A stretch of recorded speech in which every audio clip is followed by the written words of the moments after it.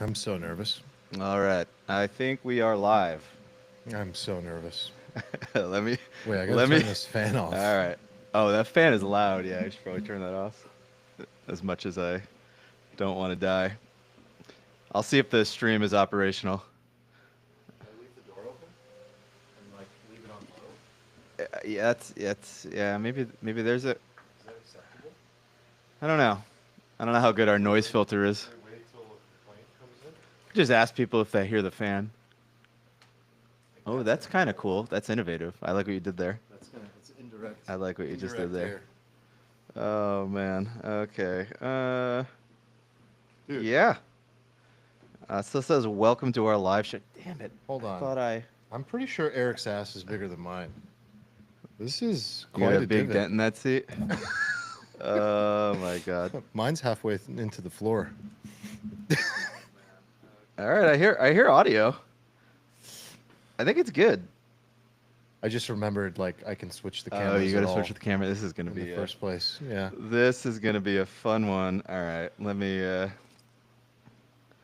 drop the link in the Discord. Dan knows. Is Dan knows. first. Dan already posted in the Discord. He said, Arman on the ones and twos today, right? You don't appreciate how good Eric is at it until he's gone. LOL. Let's go Von Deeper. Gonna be a good one. All right, I dropped the link in the We Discord. are live. We I are gotta. live. Oh God, why does it always default to this? Welcome to our live show. Welcome to our live show. I like it. That could be the whole title. Switch the camera. All right. There you go. My God, this guy can't do anything. What, I can't show you No. fixing the stream? No, I don't like that side profile of myself. No?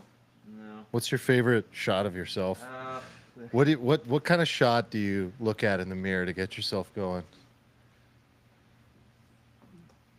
You know, this is related to my first topic, Steven. Wait, you get yourself going by looking at yourself in the mirror? You don't? No. Come on, that's called self-love. It's 2025. Oh man. I'm gonna need your hand on that button the whole time. Oh, God. So I just leave it here. The finger I think stays Eric just here. leaves it on. Yeah, he's just the like- switcher, and he's like, just boom, He's just boom. he's just finger banging that thing. Oh my God, this is going Like to a be pro. so bad. I know. This is going to be so bad. I know. I'm so sorry in advance. I'm going to need more wine. That helps, right? Eric, call in for support. Where is Eric this week? I don't know. I didn't even realize they weren't here until I actually forgot. yesterday. I know he told us, which is really bad, but I forgot. So, Bonjour. Art of Dialogos. Is that some Greek? Is that some Greek guy? could be. What's up, Alan Bryce? Good to see you. What's up, Carby? Oh, Alan Bryce, our Lord and Savior. I know. What would we do without him? We wouldn't exist. Should I just get this thing out of the way? Our favorite brand, Ah. possibly of all time. Yes. As you guys know, this podcast is brought to you. Do I need this? I've seen Nick do it a million times, right? Oh, wow. I can do Toss the ad read. Okay, we're going to get spicy. I like this already. brought to you by Zbiotics. And we were first. We should do this as like a pharma drug You know, commercial. everyone's trying to promote it now, like as if they just discovered some new thing. I It's know. like, no. Alfalfa pod. Oh, man. I will say that I had a night this weekend that even Zbiotics couldn't save me from. Really? Yeah, it was like the first time in a long time where I went too far. I went too far. But normally, when you Wait, don't consume... Were you at Splash House? No, that's coming up. Okay, so That'll be interesting. you got a double dose. No, I just had a night. Was it Sunday? Saturday? No, Sunday. Yeah, it was Sunday. I thought I was just. Sunday night rager. It was a Sunday afternoon. I'm gonna have a couple beers, thing, and then I don't know what happened. I think I drank like 30 For the beers. record, Steven walked in today. I didn't think I was going to have a drink. Yeah, today. I didn't want to have a drink because I woke up Monday had, morning. I had a pretty rough Monday. Now I know what happened. No, I logged into the Discord Monday and people were like, "Where's Where's Steven? Why are there no charts? What's going on? Like people were actually concerned. Concerned? Yeah. I mean, I didn't get out of bed till 10:30. Oh my God. I know it was so College bad. boy. Yeah, I can't do that anymore. Wow. I can't do that anymore. Yeah. But for those nights where you drink fewer than 30 beers, Zbiotics, the world's premier custom manufactured Yes. in like a special little tank. Mm-hmm. I don't know what they do over there. It's a lot of good sciences. You drink your little shot of Zbiotics before you drink your less than 30 beers. Mm-hmm. And this thing it's great. It's marvelous. It's marvelous. Yeah. You want to like feel not quite so shitty the next morning. Zbiotics takes care of that nasty toxin. Acetaldehyde. Acetaldehyde. That's right. We got your back. Your hangovers are not because you didn't drink enough water. Mm. Au contraire, my friend. Because of this nasty toxin. This is a revolutionary insight. Acetaldehyde. Zbiotics, a little probiotic thing, breaks it down in your stomach.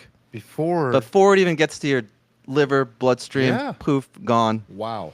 You know? Science. If I had 4 shots of Zbiotics Sunday, I probably would have been good. You know?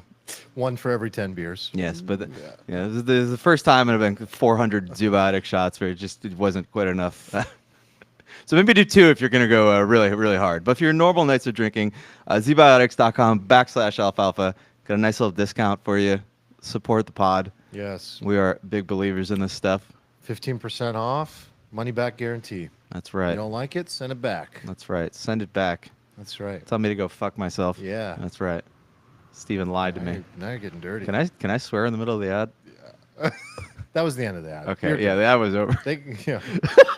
Please, ad reviewers, when you do review the ad, you can ignore that. What are we drinking tonight? You tell me, brother. This is one of my favorite red wines. Yes. This I is know that Clio. you're an aficionado of Spanish wine. I would not say that at all, but I do love them. You I think, enjoy them. You're I an think enjoyer. Spain and Portugal, right now, still. I mean, Spain was the best value. I think it's now Portugal, because people find out, price goes up. You forget you're not switching the camera. Oh my God. Okay. This is very easy. You just have to look at yourself over there. If you're talking and you don't see yourself, do you know what it's like to something's be wrong. a man with a single-minded track brain? How did you evolve into a man with multiple tracks? I didn't. Yeah, I can't do it. I didn't. Well, I mean, I can kind of do this. It's kind of like a video game. You play the piano. Yeah, I can. Yeah. I could do some sort of multitasking. I know. I'm gonna Yeah. keep checking on you the whole episode over here. Anyway, here, give Keep an eye. him a shot of the wine. Yeah. I like Get in this there. wine. This is Clio. The label's a little You can washed actually out get there. it at Total Wine now, guys. Clio. It's phenomenal. This is good shit. I think this is like a 4.4, 4.5 on Vivino. Mm-hmm. You can sometimes get this for under $50 a bottle. Yes. This is a $150 wine LARPing as a $50 wine. It really is. Like, I put it side by side with and Camus is not like Camus is one of those wines is a California fruit forward, jammy, in your face explosion that people love and sells very well. Has good commercial footprint. But I mean that's a, $100 bottle, and I think, I mean we're comparing apples and oranges, like Spanish wine and Camus is very different, but I happened to compare them side by side one time, and it was just like, not even close. Not even close. And in general, I think it's a phenomenal wine. I mean, I love Camus. I'm a lover of Camus, but you can feel it like fucking you up like while you're drinking it. Not like from an alcohol sense, but like you're like, I'm drinking some stuff here that's gonna give me a hangover the next day. yeah. Like this is clean. Yeah. The World. Spanish stuff is very clean. The old world that's- stuff is very clean. Yeah. So Yeah. love this. You guys should check it out. Yeah, it's a good gift. It's good a alpha. good, like, obviously for some people it's like, why would I spend $50 on a bottle of wine? And for others, it's like, oh, that's great value. To each their own. Well said. Thank you. By the way, guys, Arman stood me up at the content meeting yesterday, so we don't have anything on the docket. So if you guys have anything that you want us to talk about, you got any burning questions for the Shah or myself, anything you think would be fun to debate, feel free to throw it in the chat. We'll do what we I can. didn't stand you up. You didn't remind me. I did remind you. I sent a reminder text at 4:21 for the 4:15 meeting. So you were 6 minutes late? No, I sat in the chat Steven was late. I sat in the Zoom for 5 minutes. I know. I'm sorry. I don't know what happened. You ever just fuck up and you don't even have you're just like, I don't know what to say. You just yes, have that nothing. happens to me 7 times a day. Yeah. Yes, Okay. obviously. I mean, Great. your head was in the clouds because I heard that you have made some big signs on Steno. I Yeah. don't know if you're allowed to talk about them. Are they? I didn't go. We have a policy in our terms of service that it's, our co-marketing and our general use of brands is permission based, and I like to be very respectful of that, not just from a legal perspective, but these brands of these thought leaders is very important. So I'll bring it up on the next pod, but it is incredible. It's a huge name, and Can I say that you are Elon-Adjacent? oh, very adjacent. Okay. I mean, not even. It's like we're basically there. Oh, wow. It's right there. So let's just say Elon, one of his BFFs. And he is. It's not even about in his own right. He is an incredible human being and a mentor of mine for many, many, many, many years from afar. And so it's incredible to be able to do work like this in general. It's like we've got all these great customers, and every single one is somebody that I can learn from and want to learn from in some way. And yeah, the product just continues to get better and better. The customers are coming. I'm in that mode in the business life cycle where one of the great gifts of experience of being a seasoned founder is. Wait, did you just call yourself a seasoned founder? I'm a very seasoned Nice. founder. I like yeah, that. I am a seasoned founder. And I think one of the gifts that comes with that is to never believe that you're in a perpetual state of winning or that you're invincible. You are one day, one moment away from a failure. And so a lot of early, first-time, unseasoned entrepreneurs, I'm like a cast iron skillet that's been through the ringer, and it's got that good fucking crisp char, and it gives you that flavor when you cook that ribeye with it. And one of the benefits you get is there's so many, but one is knowing how to stay humble, how to stay grounded, how to keep your feet on the ground, how to know that just because what's been working in the past, you start to feel like you have a playbook, but you actually don't. The present will always continuously be the present, and the game and the chessboard is continually evolving. And so if you continue to rely on that playbook and think that it's going to just be forever momentum, you can really fuck up very easily. I mean, the famous crash and burn stories that we've seen are typically related to founder ego getting so through the roof and believing they're invincible and that everything they do is going to be a win, but they falter. Are you worried about your founder ego? Because I feel like you might be at high risk of founder ego. I could see you getting to a decacorn status, and I don't know. I feel like you're gonna show up one day in some robes and just start. Oh, I'll definitely do all that. Throwing out some Yeah, I'll wear the Navalisms robe. nonstop, I'll do that. No, I don't think that's part of my nature, really.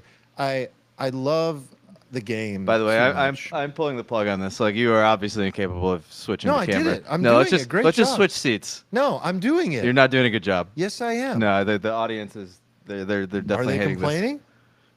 I can don't know. I can hear it in I don't know. their brains. I Um, can read their minds. I think I'm doing pretty good. You weren't watching. I was switching. I was watching the corner of my eye. I was like, oh man. So I hate my face right now. This is the face of a man who had too much alcohol 4 days ago and way too much sun today. Oh God. you get some good sun. I know. You've got a good color. I might just be getting old. I think you're actually, darker too. than I am. I was playing shirtless today because wow. I got to get tan. I'm supposed to go to Splash House in a week. Yeah. Making Should sure. be like, how do you do, fellow kids? Just roll up like. Are you ready for that? No, like I got on the scale You know this the morning. average age is 22, I need to right? lose like 10 pounds in 7 days somehow. These kids, they're just apps. You know, they're just. They just. Nothing I but remember abs. when you were just abs. The thing about these Zoomers too is like a lot of they love just being like devastatingly skinny. Like I look like fucking Hulk Hogan standing next You to some of fill these out. people. Yeah. I look like a Hulk Hogan. I look like a Rest bear. in peace. Rest in peace. Oh, rest in peace, Hulk.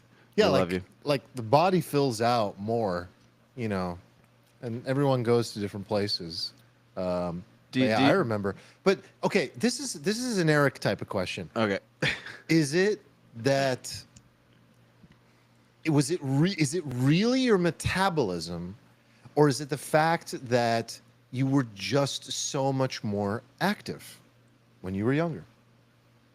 I'm just as active now as I ever have been. The problem is I'm currently drinking like 49 beers a week, right? Did you not drink in college?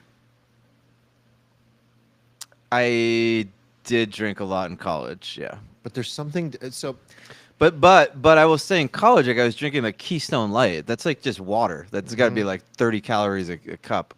And I also drank so much that I would occasionally just, you know, purge everything out by the end of the night. You know, I don't even know what made it into my. Sorry, it was graphic, but yeah, obviously as you get older, your metabolism starts sucking too. it does, Yeah, for undeniably. sure. And a lot of men, like honestly, like these days, like once they hit 30, it's not just their metabolism that slows down; it's their testosterone, and that's obviously intertwined with metabolism. And is that? Do you think like this is such a messy gray? Is it like a symptom of modern times and diet and seed oils?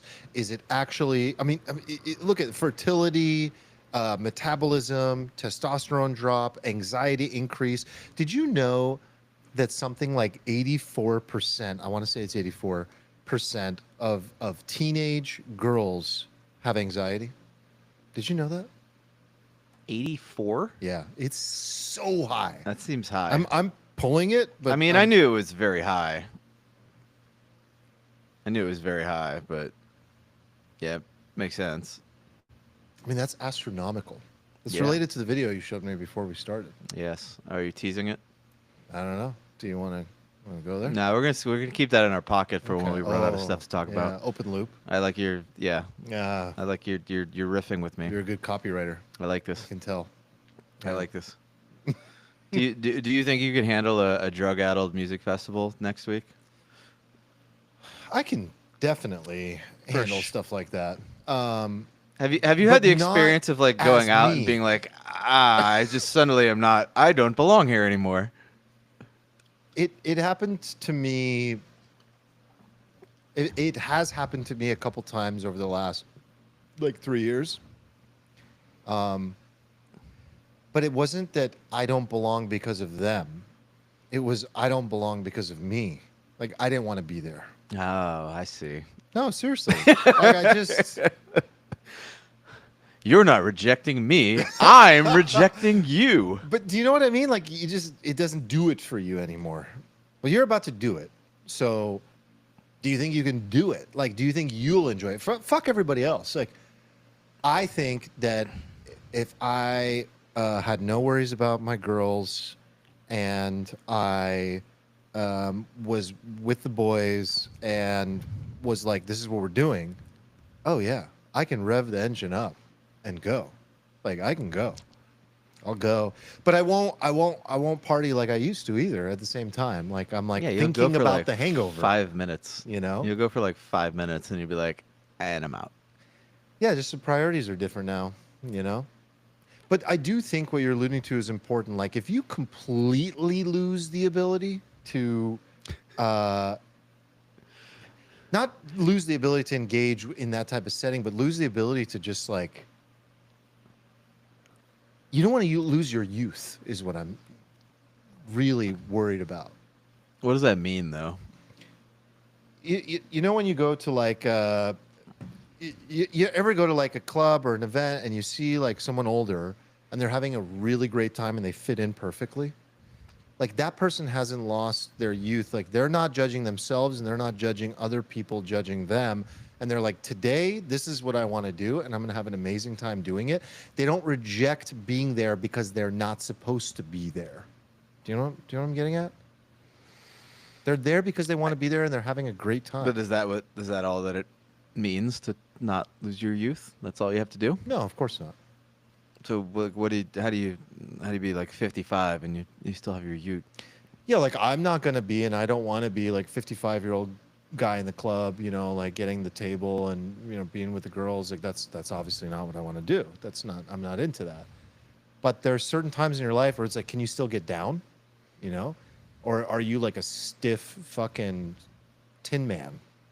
I don't want to be a stiff tin man. Like you're 50, one of your boys got divorced, he's kind of getting remarried now, and you're like, yeah, fuck can it, you hang? let's go to the club. Bachelor party. Would you describe what you're doing this weekend? I'm not that old. God.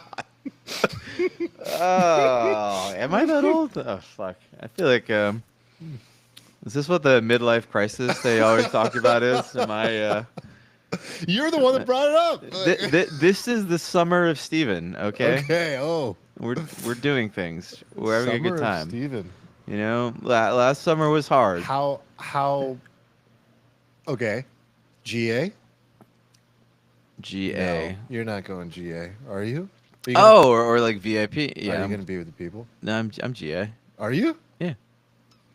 Okay, but like any special privileges along the way? Well, Splash House is weird because like it takes place in these hotels and there's like a pool, there's a DJ in the pool. So a lot of it you're just like you can be like if you get a good hotel room, you've got like a balcony like right there it's in a thing and you can kind of party in your hotel. You can go down and up. Yeah. Yeah. But 23-year-old Steven, well, maybe when he was playing poker and beating Phil Ivey would, but in general, a 23-year-old is not going to be, in that fancy room. They're going to be with the plebs. They're going to be with the people. You are doing it like different. I'm doing it just as I would have like 15 years ago when did I last go to this actually? Oh, you've been to this. I have been. I went in carry the 3 You're not old at all, dude. You're not old at all. Who said that? Yeah, that was like 10 years ago, actually. So it's like kind of like my reunion. Is it an EDM kind of festival or, what? I actually don't even know what it is. I don't even know what the fuck EDM means anymore. But yeah, it's a variety of techno electronic music. Okay. But I don't know. There's all sorts of weird shit out there these days, Yeah. I hear like the drum and bass is very popular. Mm-hmm. What you said, mm-hmm. Like, yeah, you like that? I actually am not the biggest fan of drum. I'm not a big fan, honestly. I can do it, but for like 3 minutes, I'm like, that was cool. I'm not gonna like listen to it. Yeah. Yeah. Yeah. Yeah, I feel you. I think you'll survive. I'll be good. I'll have some stories. Yeah. I'm sure. I'm going with a bunch of doctors. Okay. And I don't know if you've ever partied with like a bunch of doctors who like to party. I've never partied. They with come doctors. with like just. Oh yeah, you mentioned all this. the things, all like lab tested. They've got their freaking little IV bags. They're animals. Doctors, San Diego people. They're San Diego doctors, yes. Okay. I didn't know you're doctor friend guy. I'm a friend of friends who have doctor friends, basically. Nice. They're not like my friends. This is an interesting weekend for me because I'm only like I only know one person, right? I'm the guy being pulled. Like somebody's like, "Hey, I'm bringing my friend Steven. I swear to God, he's cool." And I'm gonna show up, and be like, "Hey." Just 8-pack by No, Saturday. yeah, I might have a 2-pack still. Yeah. It might be one little. I think 2 is key. Well, it's really 4, as long as there's a line. I don't know if I have that. I don't know if I have that. It might just be 2. Might just be 2. I would go to Coachella. I mean, very different, but I've been to Burning Man. You know, You've been to Burning Man? Have we ever talked about my Burning Man? I think we did once. Wait, you went to Burning Man and then never talked about it? No, I've talked about it on this pod. I've definitely talked about it. Remember my story about Dr. Bronner's, the human car wash? We got naked, went through the Dr. Bronner's. This is not ringing a bell. No? No. Oh, it's a great story. You don't know this story? No. Yeah, you do. So you know Dr. Bronner's soap? No, I don't. No, it's very popular. Like I think it's nationwide. Like it's everywhere. It might even be international. So Dr. Bronner's soap. I don't actually know exactly what their affiliation is with this thing. I think they sponsor it or they literally do it. Might be their family. Thank you. You're welcome. Thank you. Steven is pouring me some Clio. Thank you. Bottle's not going to last for long. I mean, look, I've been to Burning Man. I've had a lot of experiences, and that was only a few years ago. So, but Burning Man's also different. Like, there are kids, there are old people, like, there's everything in between. There are people doing drugs. There are people not doing drugs. There are daytime people. There are nighttime people. There are early morning people. Did you like it? Ha. Why do people like it? That's a complicated question for me. I would say it's one of the most insane experiences a human being can have on this planet, by far. But I personally, I mean, Burning Man is very challenging, extremely challenging, and you have to be with the right group.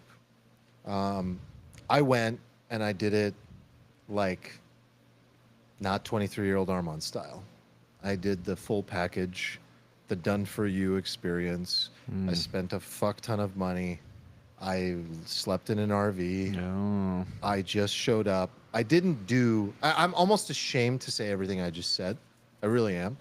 But the reason I did it is because my good friend at the time was like, we're doing this. Like, we have to do this.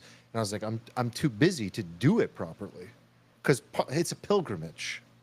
Like, half of the joy is your team, your camp, the Zoom meetings before, planning. There's Zoom meetings? Oh my God, for 6 months, brother. Oh, For that doesn't 6 sound fun. months, you're planning what you're going to do, what you're going to bring, what you're going to provide, how you're going to survive, what you're going to give. I'm already out. Yeah, I know. And so what's happened is Burning Man has become something else than it used to be. And again, the core ethos is still very much intact. The majority of people are there for the right reasons, doing it the right way. But there are a lot of people that are doing it the way I did it and worse, like helicoptering in, everything completely done for you. I mean, I mean, all the Silicon Valley billionaires are there. Like it's a whole thing, right? So there's it's not like a caste system, but there's classes. Sounds like a caste system. There's classes in there because there are some people that are just straight up camping. And then there's some people like our friend Jason, they're like, did it like in a yurt. And then there's some people that do it in an RV, and it's a lot of RVs. So, I mean, we could talk about Burning Man for 3 fucking hours. Yeah, like, let's not do that. It's too big of a topic. Nobody wants that. But the deeper thing is that it's a magical, incredible experience. But you got to be with the right group, and you got to earn it. And the reason that I didn't like just come out and say like, absolutely yes, I had an amazing time, is because the entire time I was there, I shortcutted and so much of what makes it magical. The pilgrimage part of it, and earning it and planning it with your team. So, but yeah, Dr. Bronner's. So I got in a tent, massive, like imagine like a circus tent, right?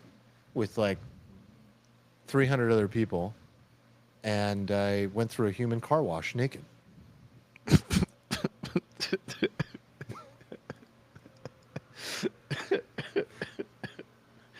What does that even mean? So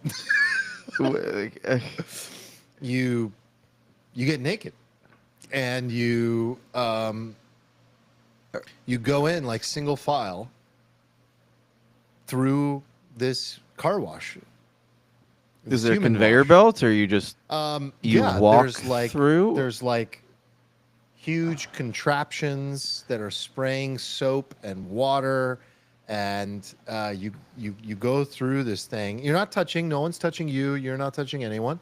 It's very respectful. But every single human being inside of it is naked. So the people washing you are also naked. Yeah, everyone's naked. There's no one clothed in there. Did you get a boner?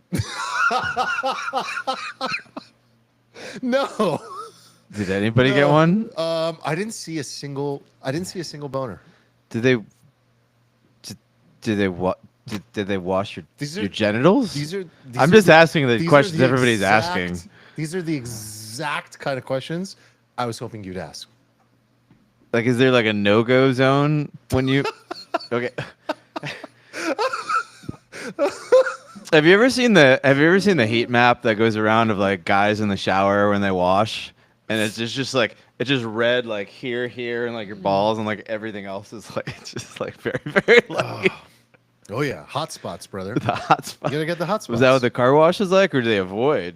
Well, they're not touching you, so it's like, it's just. I mean, I'm trying to remember exactly, but it's like just fucking soap everywhere. It's just like soap spraying out of hoses and huge, things of soap everywhere, and water and soap and water. And you go through this thing, and again, there's like a good 3 feet between you and the next person.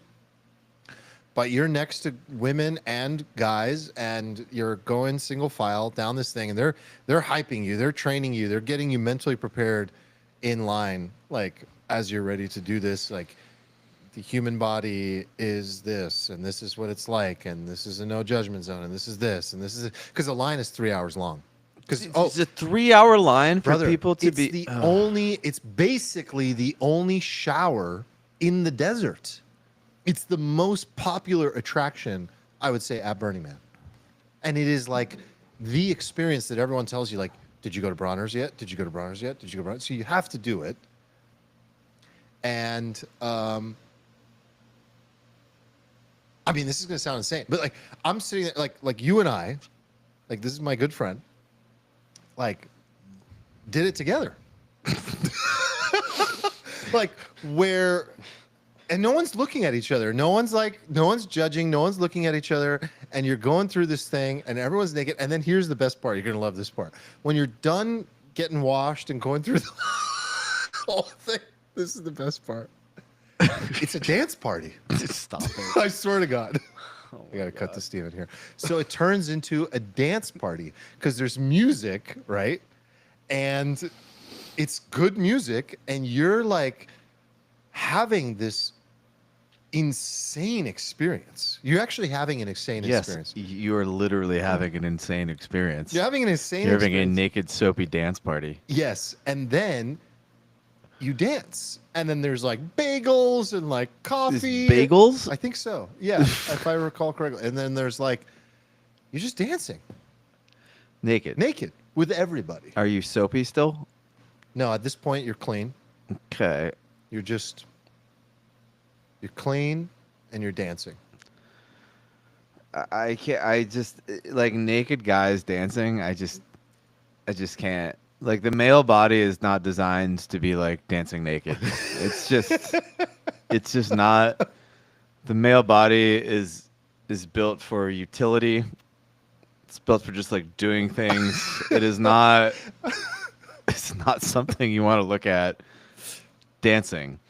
There's like loose stuff flapping about everywhere. It's not. Yeah. Nobody wants that. But you did that. See, in the real world, everything you're saying is so true. In the real world. In the real world. Not in. But when you go into this alternate universe, where you were. When you go into this alternate universe, what you actually find, to be serious, because I think it's actually important to get out. It was one of the most profound experiences I've ever had. I swear to God. I swear to God.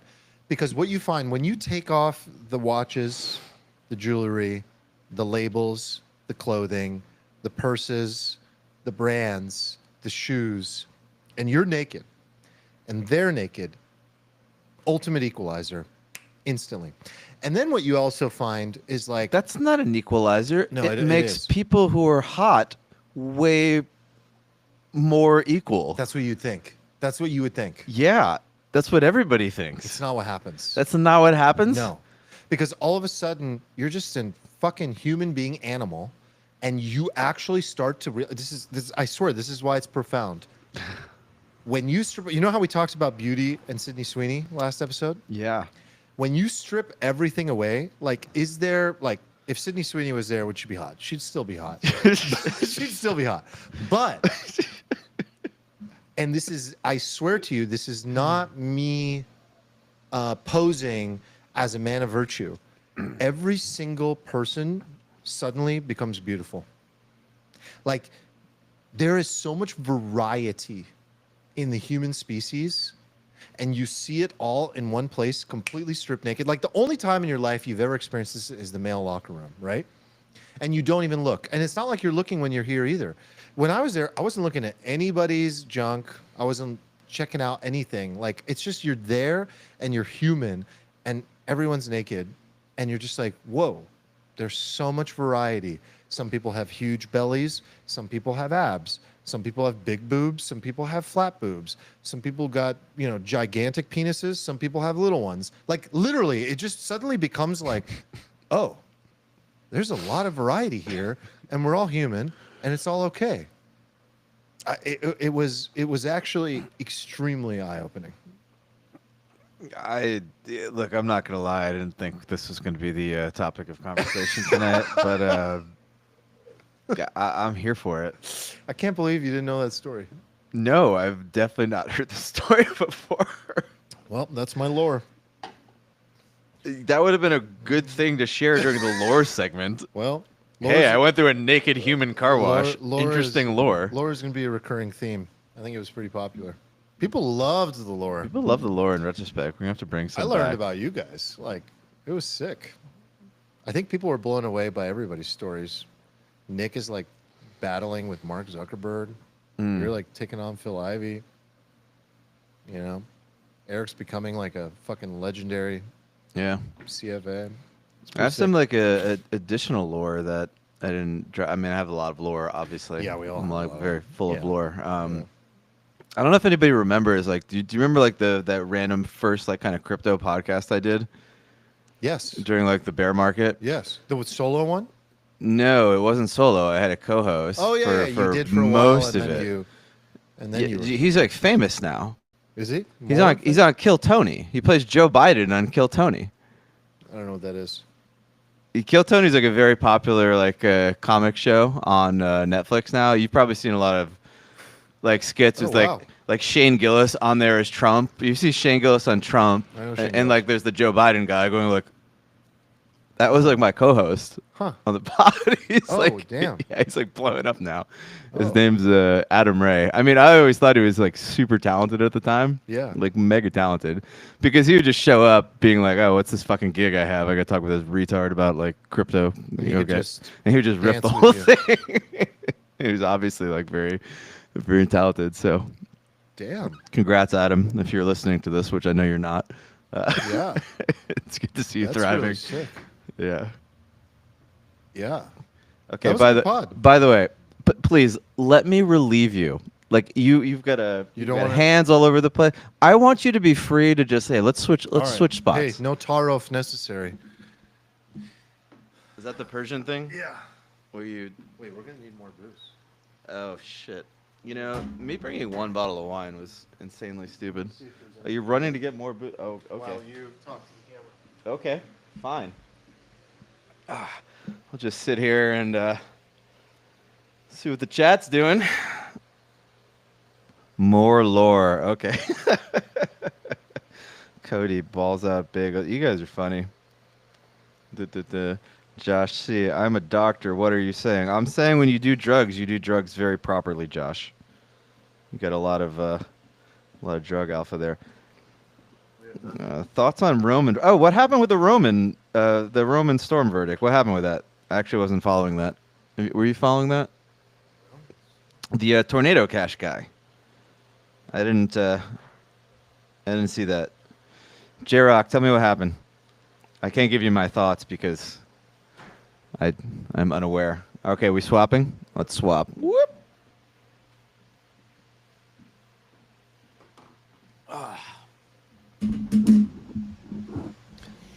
For the record, I think I did a great job. But you insisted, so. You were. I'm gonna give you a 4 out of 10. It was easily a B minus, which is actually really good for school.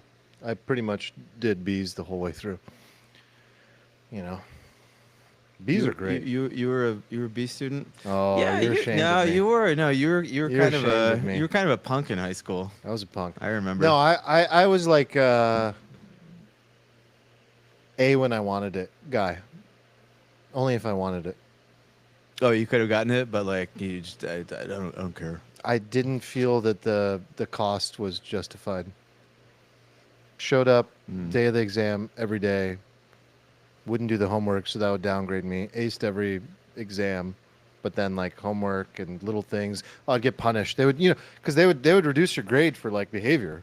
I would like challenge teachers. Boop, 10 points off. I used to get docked for my grade just by like challenging teachers all the time. Detention, a lot of detention.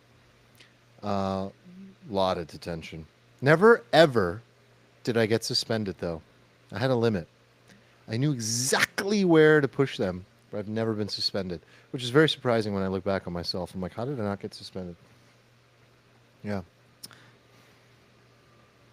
Yeah, I like your story because I feel like a lot of people growing up who knew you would have never thought you would have been so successful, so handsome, all these things. Like, I feel like everybody who grew up with me in my hometown, if you were like, oh, is Steven doing well? Then they'd be like, yeah, obviously. Because I was just always a gigantic nerd. Nah, Always, I was like, from day one. Athlete, cool nerd. Like, I would hang with the nerds, and I loved the nerds, but I also loved, this is almost weird to talk about. I don't even think about high school that much. I don't know. It's just like I was more of like I don't think it's any different. It feels weird to say, but I don't think it's any different than who I am today. I've always been carving my own path. And if I didn't feel the rule made sense, I would not follow it. And if it costed me a grade or a detention or a problem, I had absolutely no problem with that.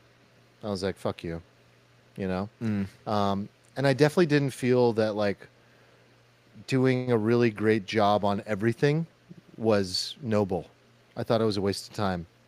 I would have much rather like cheated or just last minute see what I could do with it, and then instead go play soccer or work or make money or hustle, and like I was that guy. So definitely was not a straight A student. I had like certain years where I would get straight A's, and then I'd be I'm over it. You had years where you got straight, like you in a year. For years? No, like in a year. Like I'd get straight A's and then I'd be like, oh, this is exhausting. I'm not doing this anymore. I'd like prove it to myself and then be like, I'm done. I actually have failed classes. I failed accounting. I failed. If I wasn't into something, I'd take a C. So in general, I was like a B average. Damn. Yeah. I mean, I basically grew up in an Asian household. Like, if I came home with like an A- in a class, my mom would be like, "The fuck are you doing?" And I was like, "I'm sorry. Please don't hit me with the belt." I'm just kidding. She didn't do that. I had pretty strict parents too, but Persian parents are a little different. Like they have high standards, but they're not like Indian or like Chinese parents. Persian parents are like, there's an entrepreneurial spirit. So it's like, okay, if you're not going to be super academic and you're not going to get straight A's, if you're not going to be a doctor, lawyer, or attorney, what are you going to do? Oh, some flexibility there. There's some flexibility. It's like, okay, so you're going to crush it, but doing what? And I think they were like, okay, he's different.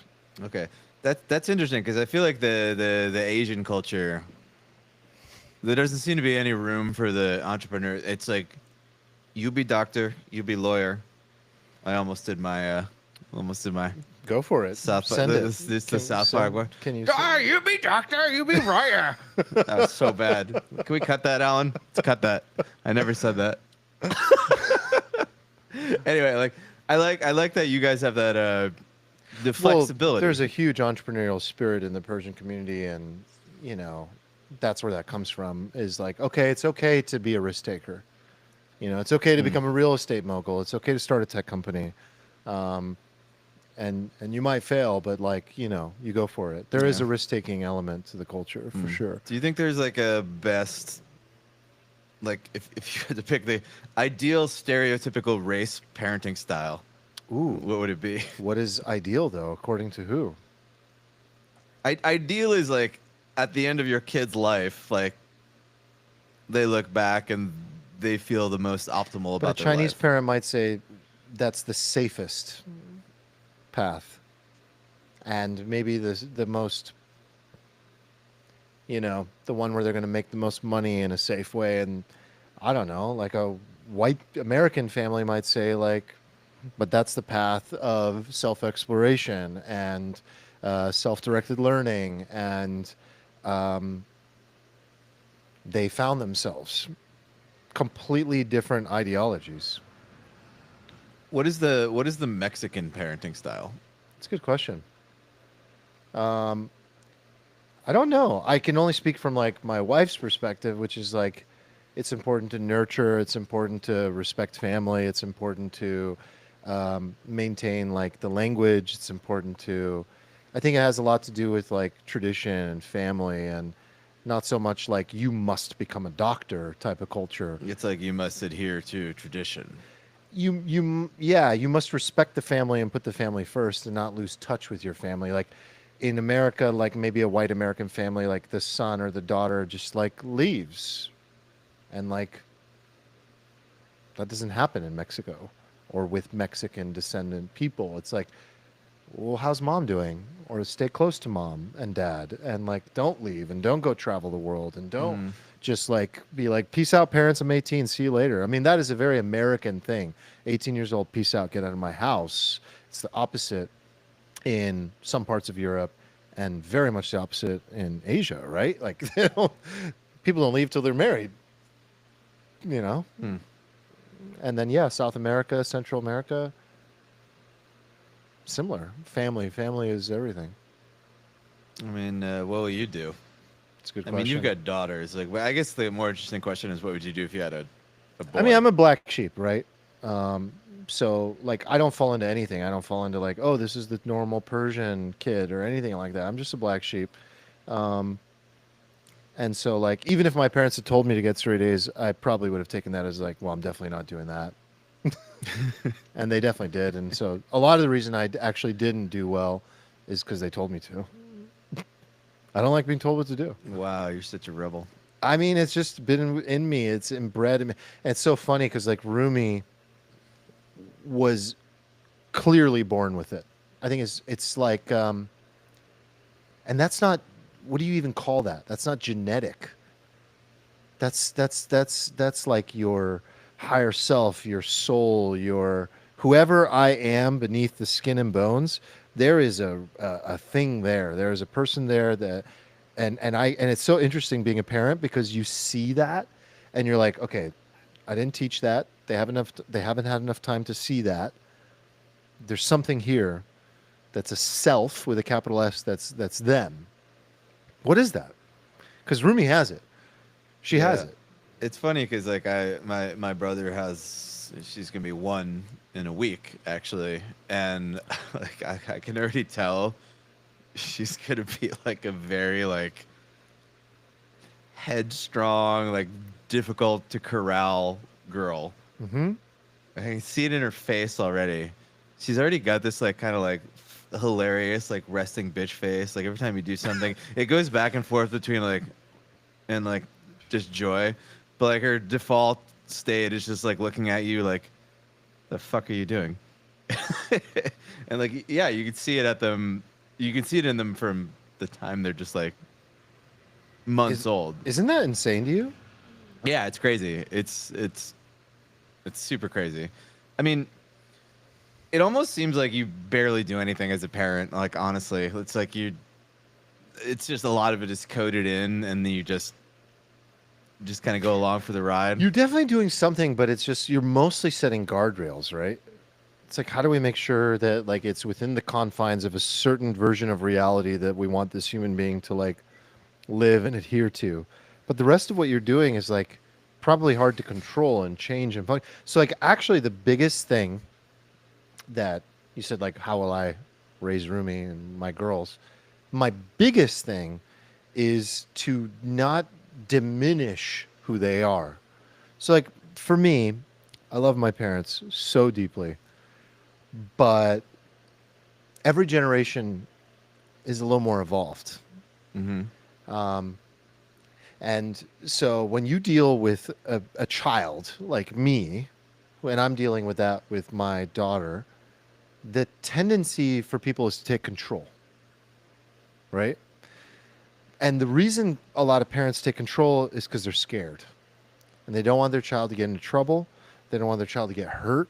Mm. But every generation is a little more evolved. And so the way my parents may have dealt with me was like control and diminishing that like rebellious fire because it felt dangerous. And so I didn't actually reclaim it until I was like 17, 18 years old. It was very, very, very, very bad to be me, non-existent, right? And so when I look at Rumi, I'm like, okay, what am I going to do different? It's my chance now. What am I going to do different?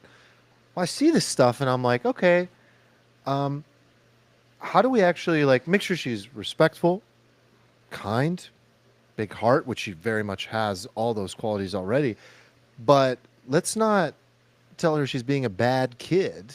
Mm. Let's actually like blossom that. And I said this to Erica many times. I've said it recently again. I was like, this kid is going to run fucking circles around me. And I'm enabling that. And I'm excited for that because she gets to have a 20-year head start on me. 20 years of just being told, like, I like that. Explore that more. Yes. Challenge that more. Yes. Do that more. Again, don't be rude. Don't break everything. But, like, I'm going to feed the fuck out of it. I'm excited for my kids. I feel like raising a daughter would be very difficult. I don't know how I would approach it, to be honest. I feel like women are very interesting in that they are definitely like inherently constrained in a particular way in the world. They are kind of like small of physical stature. They are the ones who like have kids, and a lot of stuff kind of revolves around those two things. And in the past, we sort of like oppressed the shit out of them, and that wasn't very good.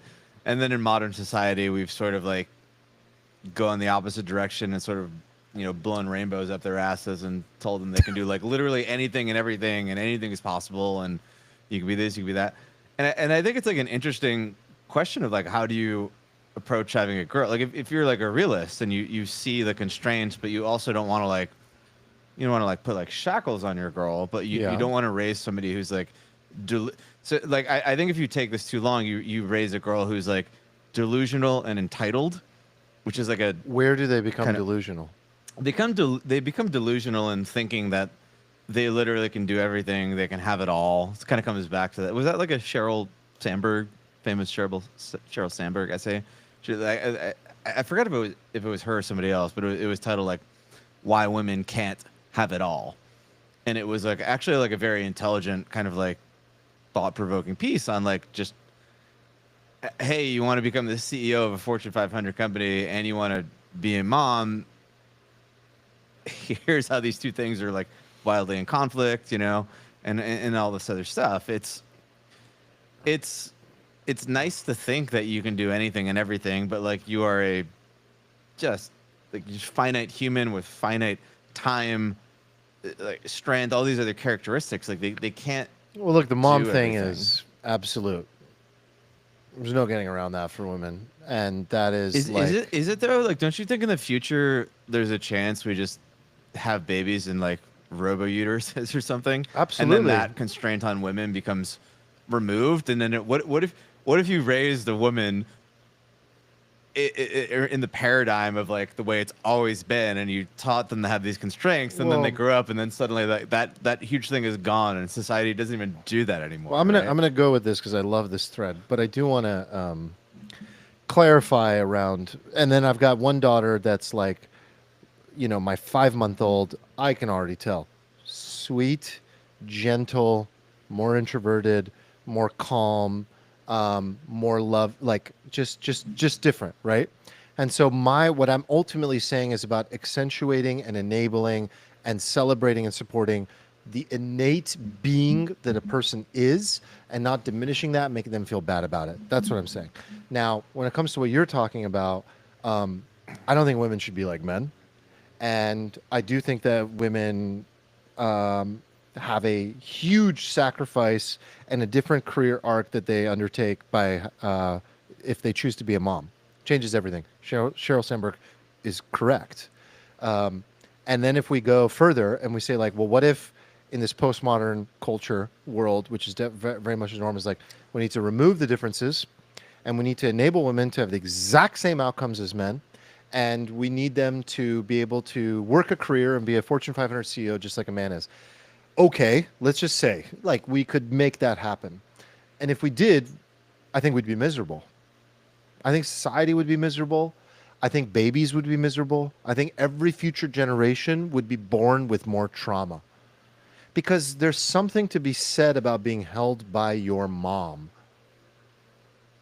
Not every single human being in the world has experienced that, but the ones that do know that being held by your mom and being taken care of by a primary caregiver is vitally important.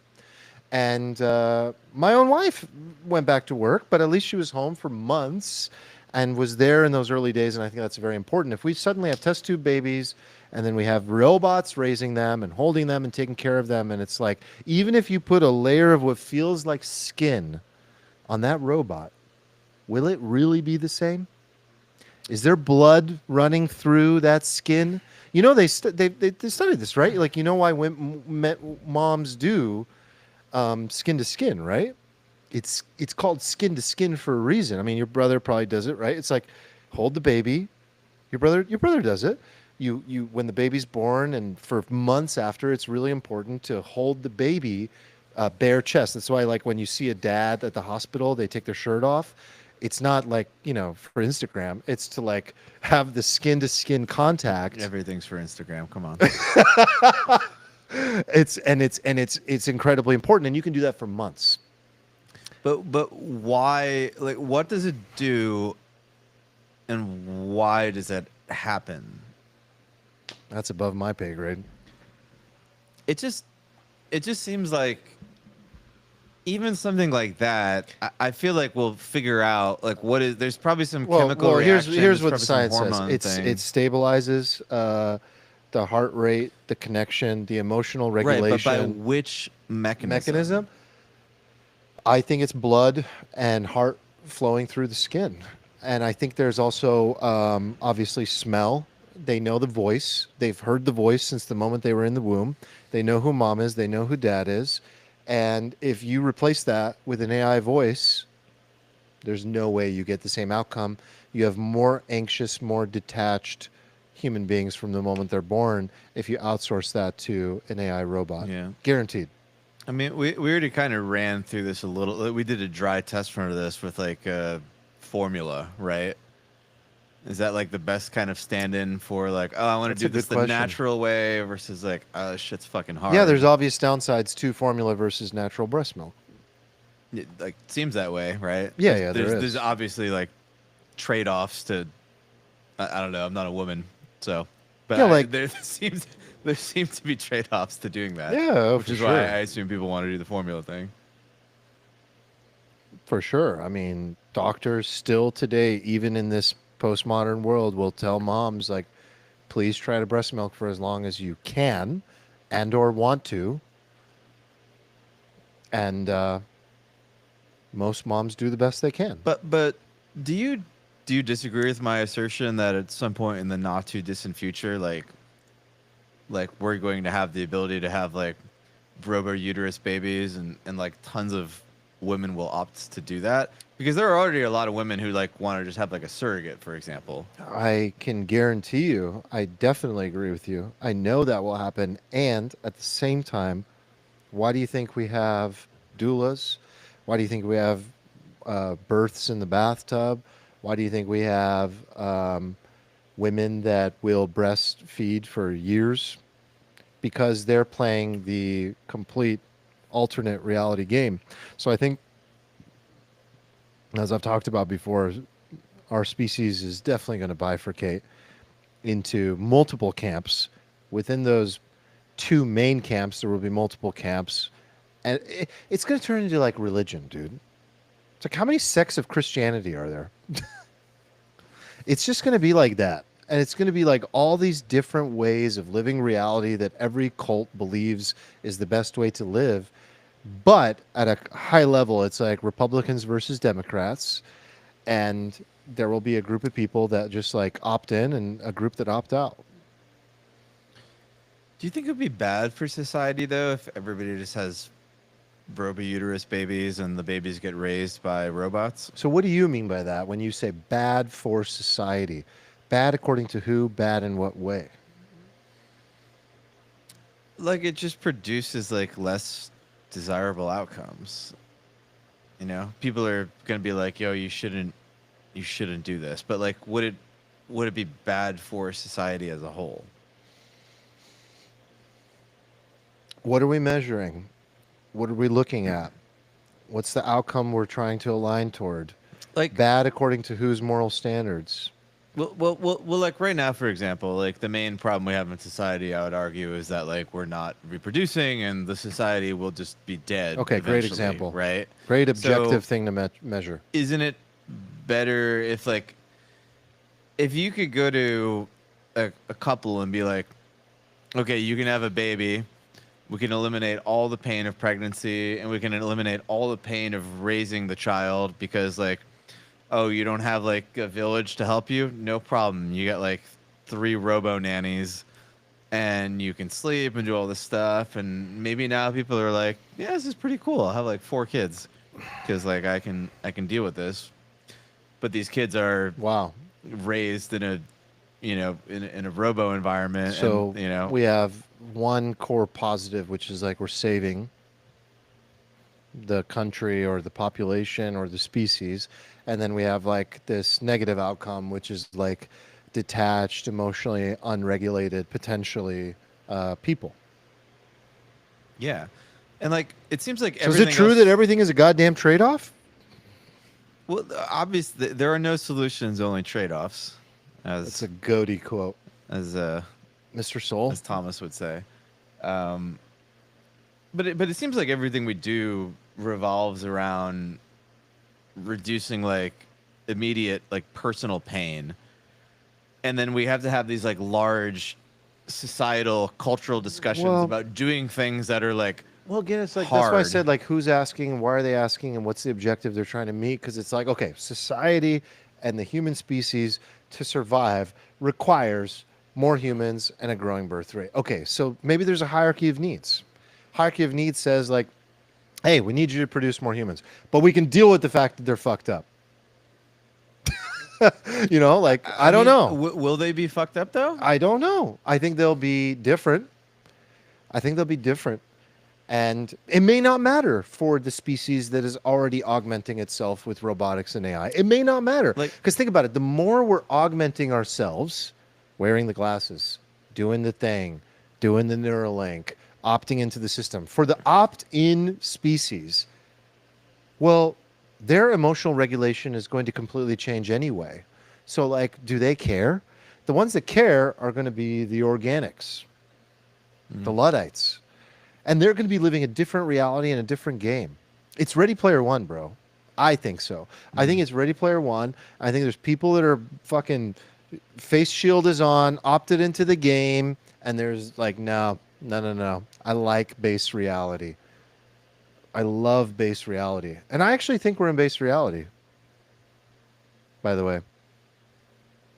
Is this a simulation bait? No, we don't have to go there. I'm just saying I think we're in base reality. I feel like you're baiting me. No. So, you know, you said, like, is it bad? Is it good? Hierarchy of needs on one sort of, you know, level Needs of for like, you or needs for society? well, yeah, those everything exists within a microcosm, right? It's like, but in difficult times, the needs of the outer layer and society tend to dominate the needs of the individual.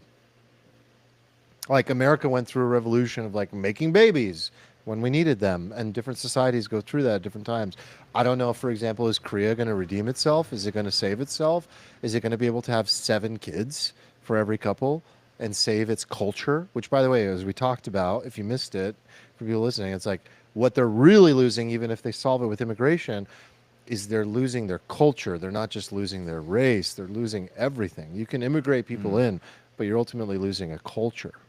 I mean, if you fast play this to its logical conclusion, it's kind of interesting because you basically end up with an Earth that is mostly populated by like sort of religious traditionalists, and then you have this like minority, kind of like Peter Thiel maybe techno authoritarian fashion that is like this minority population, but then like leverages technology to try to like retain power because they're not reproducing. And these sort of religious traditionalists reproduce, and then like over time you get more and more and more and more of these humans, but it's a human tendency to want to like maintain control and maintain power if you have it. So how do you maintain power? Well, you can't do it with like numbers. Now you have to do it via technology, and then you seek to use that technology to sort of like oppress the religious faction, right?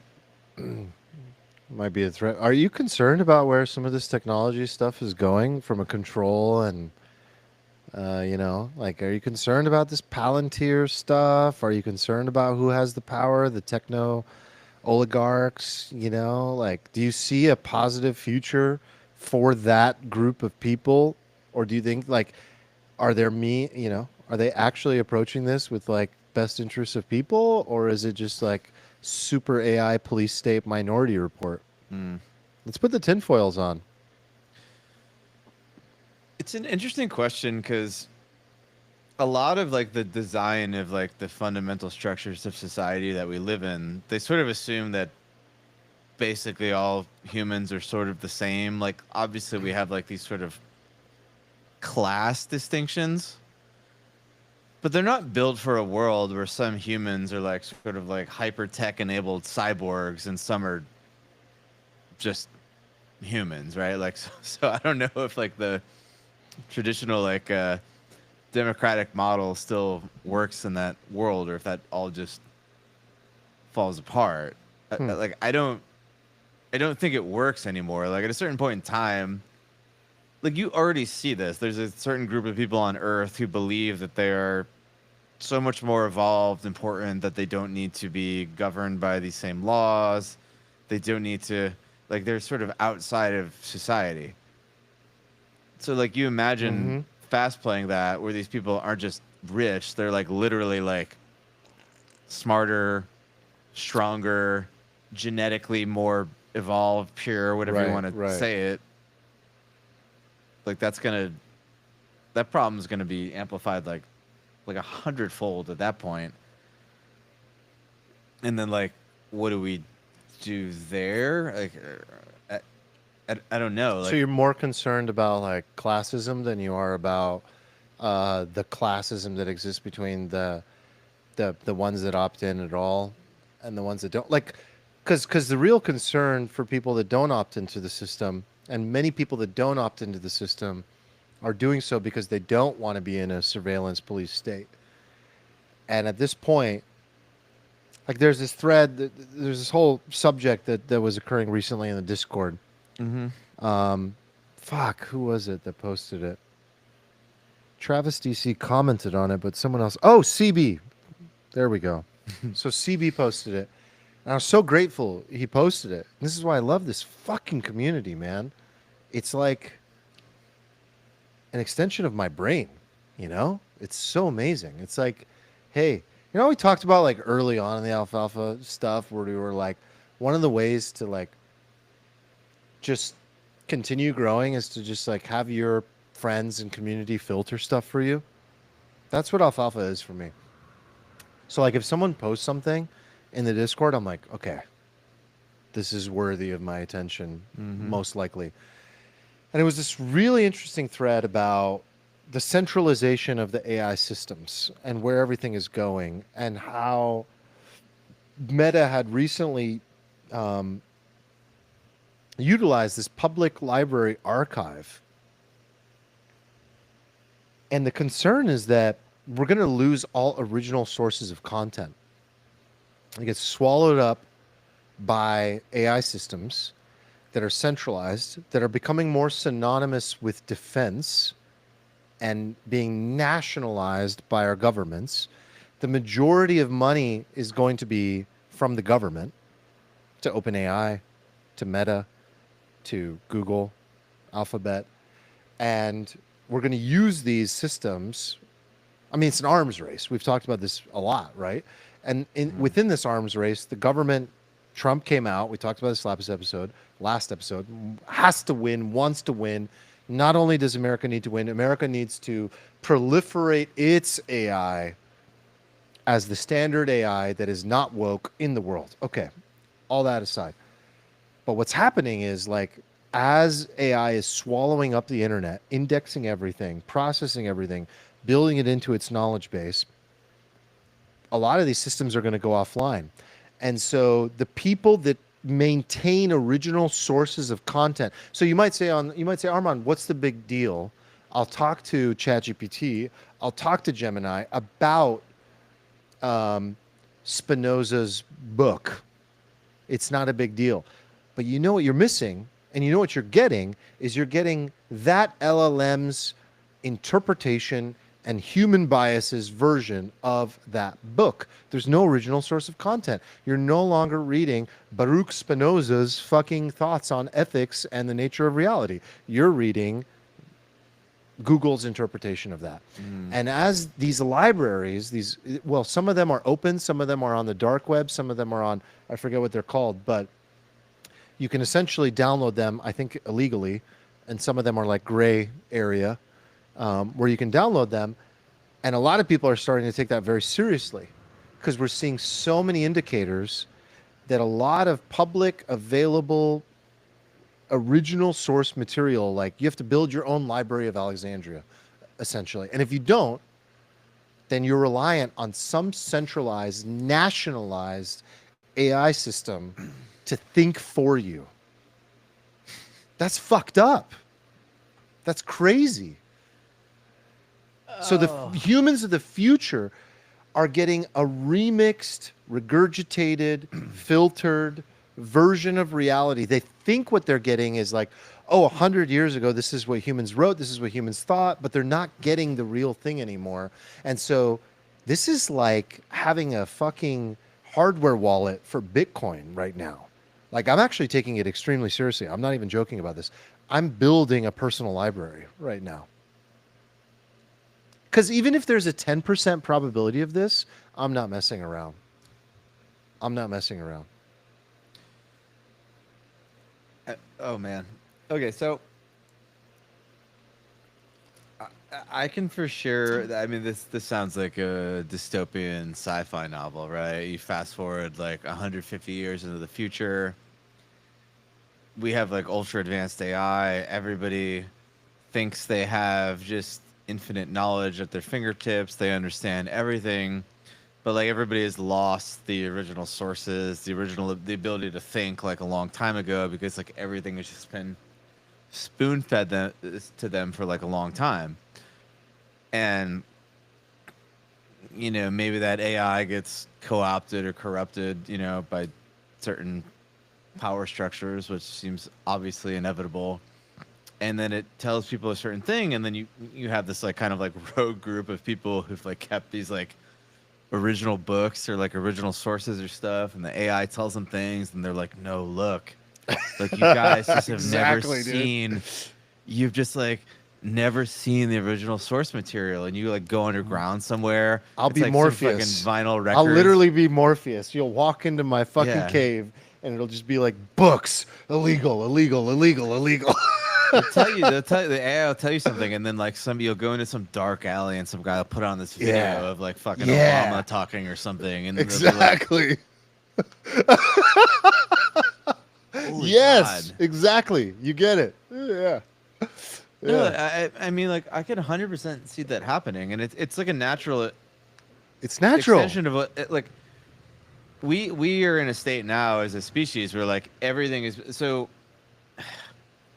It's like that. You ever hear that like old Milton Friedman little thing about how like nobody can build a fucking pencil, but it's like through the free market and everything. It's like very, it's ubiquitous. You get pencils everywhere, but like you don't have the I time don't. to like I build can't. Yeah. a pencil, and that's been good for society because like you can't like maintain the knowledge on how to fucking farm and hunt and build a pencil and build a tractor and like you just can't do it. So like by outsourcing all this stuff to the market, like we've created all this like abundance, right?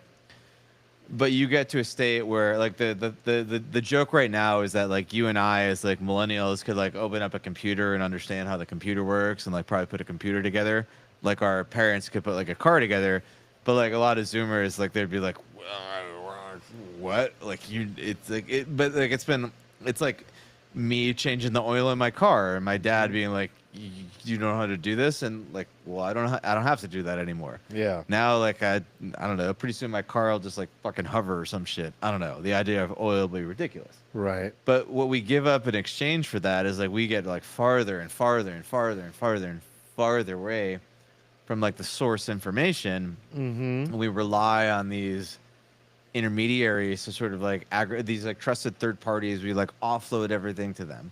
So if that gets like carried too much to the extreme, we could get a world of like extreme abundance, extreme convenience, but you've lost connection to everything. Like there's no original source material on anything, and that original source material itself would be a means for like the people in power to like control you. Like if they eliminate that entirely, they could, and they have the AI, Oh yeah. they could shape Exactly. it to do whatever they want. Exactly. Especially if it becomes nationalized and militarized. 100%. I wonder if there's like, something there though that's like, okay, is that exactly the same? Like, if I'm becoming more and more removed from the original process, is that the same as becoming more removed from the original source material? I'm not sure. I mean, it's like I'm super removed from the source of my food, and that's like a luxury I have. I didn't kill it. I didn't skin it. I didn't gut it. I didn't do anything. And I can just show up to the store. The meat's ready for me there. And it just showed up that morning. It's fresh. I'm ready to go. I take it. That is something that I know many people who hunt their own food argue that we're disconnected from, and that we'd better off if we were, farm to table, living a little bit closer to the source of our food. I agree with that. But knowledge feels more important. Like it's, and then to your other anecdote of like the car, if the car has iterated enough to the point where the oil actually isn't even relevant anymore because it's been rendered obsolete, because the tech has evolved itself to the point where it's no longer relevant, that feels like fine. What bothers me is the information more than anything. Like information to me, like one of the greatest tragedies that has ever occurred is the burning of the books in Alexandria, right? It's literally like if you wanted to cry and think about like the most devastating things that have happened, like hundreds of thousands of people dying in a nuclear holocaust, that's up there. And the knowledge of humanity being lost as well, like that is like one of the worst things that's ever happened, in my opinion, because we've lost ancient wisdom. And you've often talked about how important it is to like actually be in tune with the past, and that maybe they actually knew something and it's not worth losing and it's not worth forgetting. And you're kind of a traditionalist. At least you have been one for the last year. And like, does that not bother you that like all that knowledge is going to get swallowed up by some AI, and then human in the loop training is going to. I mean, you saw what happened to Gemini last year when they first launched. It was it was embarrassing. That was the humans that did that. Yeah. They got the message and they fixed it a little bit, but in the end of the day, it's filtered by humans. So, like, does that not bother you to think you could live in a world where everything you knew was no longer an original source of content? Like, what do you do? What do you do with that? Are you going to build a library like me? I think the sort of semi-hilarious equilibrium point in the future is like if you believe we get to a point with like ultra advanced robotics and stuff, like, and we have our own personal little like C-3POs or something. Mm-hmm. It's a Star Wars reference for the people under. Everybody knows that. I don't know, man. No, that's I have fair. to Hey, check myself toss me these that days. thing over there, by the way. The Zin? No, not that. The water? Yes, Ew. the other thing. I would have respected you more for the nicotine. Wait, oh, you want that as Yeah, well? I do Okay, want that. obviously. Yeah. Okay, here you go. You addict. I don't know what you're talking about. So the quagmire you get into, this is sort of like the prepper quagmire, right? I love that word, by the way. It's a good word, right? I like it. So the prepper quagmire is that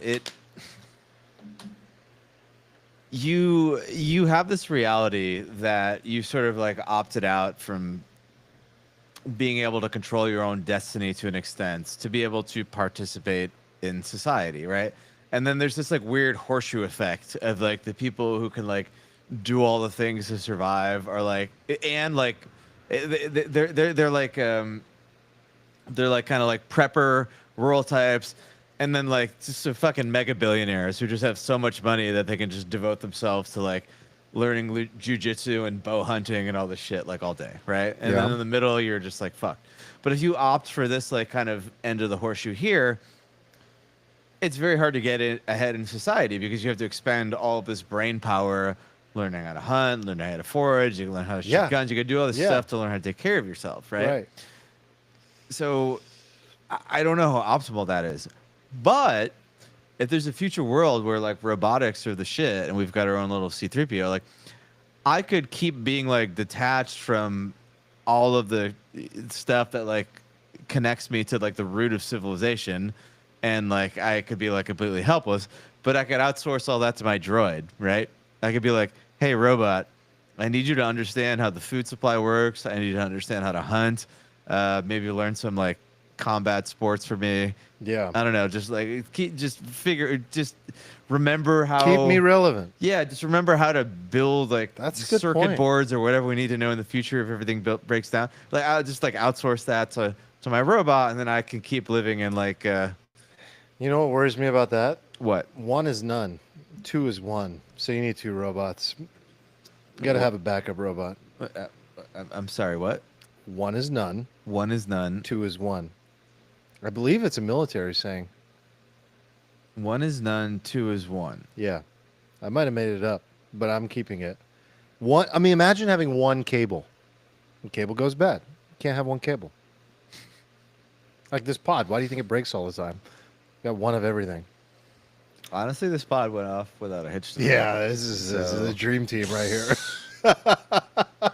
Just saying. But yeah, you got to have a backup. Like imagine having a hard drive with all the world's knowledge on it. You're not going to do that. You need two. So if your robot is trained and fine-tuned to everything you need, guess what? You're going to have a fleet of them. You're going to have a house staff of robots. But I agree with you. Definitely. You would start to offload that knowledge and labor and connection with old world so that you can ascend yourself into the new world. I mean, you know what's just crazy to me? I think about this all the time. I'm like, people don't take seriously enough the fact that this will happen very soon in their lifetimes, all these things.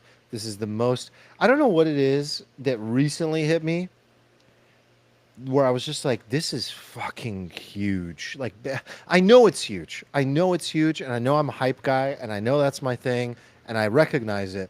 But I also think I'm recognizing truly for the first time how this is not the same as before. This technology, I said this on the last episode, this technology, AI, combined in the physical realm with robotics, is unlike anything we have ever experienced. Our minds are about to be blown. Our reality is about to be questioned. Reality is only reality with air quotes around it. We will not know left from right anymore. And my real question, and the existential question every human being will have to ask themselves is, do you play or do you not play?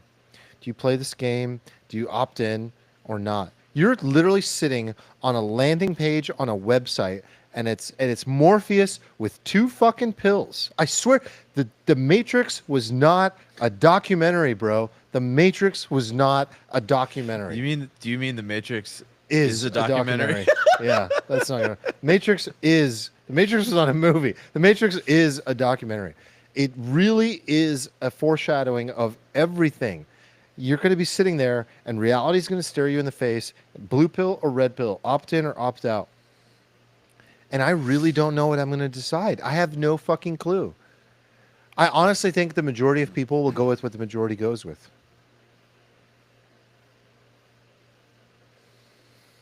Some people will have the willpower to not, because they have the conviction and they believe that there's a better way and the way is the way it is, and others will evolve.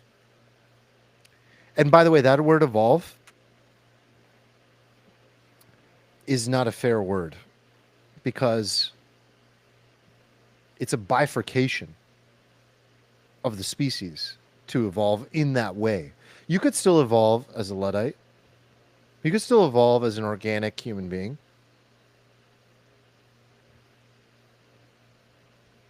But it's different. What will you do, Steven? I'm holding two pills. What are you going to take? It's like, what do the pills do? It's kind of vague. You know what they do. I don't know what they do. Anyway, it's really crazy. I think it's important to hedge and protect yourself, which is what the personal library is all about. And I think it's important to keep your feet on the ground as you enter this new dimension. We're entering a new dimension. I genuinely believe that. So this discussion reminds me of a clip I played you before the pod that Paradox had dropped us on the this Discord topic. as a discussion point. I don't know if I want to play the whole clip or not. Play some of it. Should Play- I? yeah, I play don't know it. how to play some of it. Play it. All right, I'll play the It's worth reacting to. I'll play the clip. It's like I wanted to talk about it in a way that is not exactly like the clip, but like kind of related. It's Where good. is it? Where is this thing? Stand by. Clip loading. It's about We're very A advanced perspective. tonight with the tech. it's a perspective of a teacher. Yep. Oh god, I shut my phone off. Boomer alert. It's a perspective of a teacher, and she Oh, that's just me. Oh, there it is. Not the teacher's fault. It might be the parents' fault. I feel like that's too far into the thing. Here, play it from the beginning. Hold it up to your mic.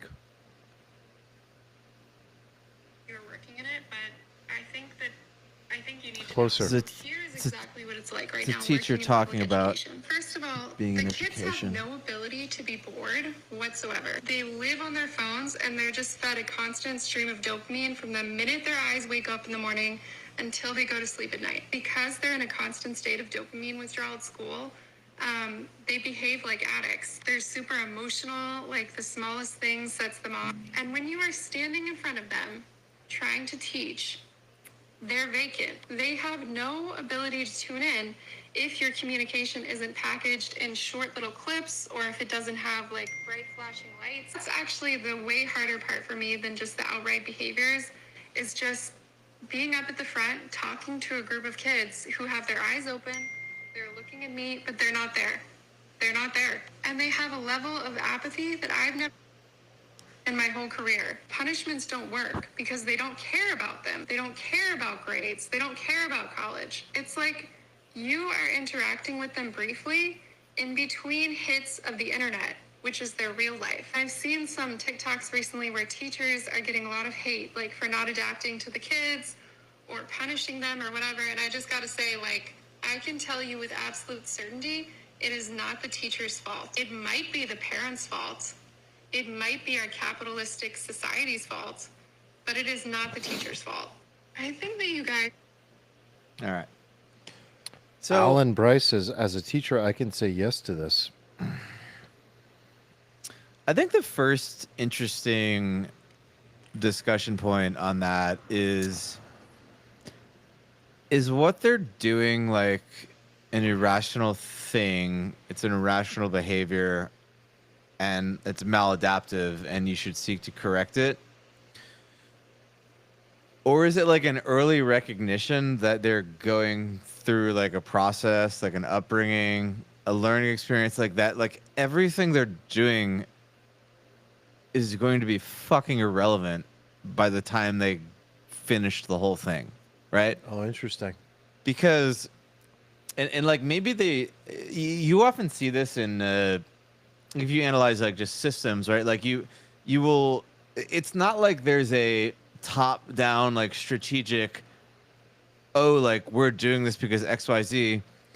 It's like the markets, where the markets just behave in a way that like kind of rationally responds to incentives through the wisdom of crowds, and it comes to like an outcome, but it's not necessarily like reasoned through. So like I'm wondering if this behavior is not irrational at all. Like if they're actually collectively as like a hive mind recognizing the world that they're actually going to be living in 1 to 1.5 decades, depending on how old they are. And like what is the point of going through school? Like if by the time you get out, like there's just like super fucking AI, just like incredible AGI and like advanced robotics, and the world is just divided into these like sort of like Ready Player One kind of like entertainment peons. Yeah, because like when you and I were in school, like 10% of what you learned at least, right, was like, I don't need to learn this. And you ignored it, and I definitely did. And I would just like cheat those parts. I used to have my backpack open, and I'd have my notebook in my backpack. That's how I cheated a lot of the times. I'd have the answers in my backpack in a binder. Binder was like open enough where I could glance and look over and just cheat. And so like they're just sitting there, but they've extrapolated this to the nth degree, and they're just like, okay, so what you're telling me is that the reality that exists outside of the classroom is more important and is actually the real world that's in the future, but all of us boomers don't see it yet, and they're tapped in and we're tapped out. Is that what you're ultimately saying? Kind of like I think there's two things at play here. Like one is this element of like dopamine addiction, which I think is like very Yeah, what real. about that part? Let's put a pin in that for a second, because I kind of want to talk about that too. But I'm just trying to envision myself as like a 15-year-old right now in high school. Yeah. And like somebody's trying to teach me about like fucking biology, Right. or like the history of America, Nonsense. or like what Shakespeare wrote, and like what a freaking adjective might is. disagree Like, with you there.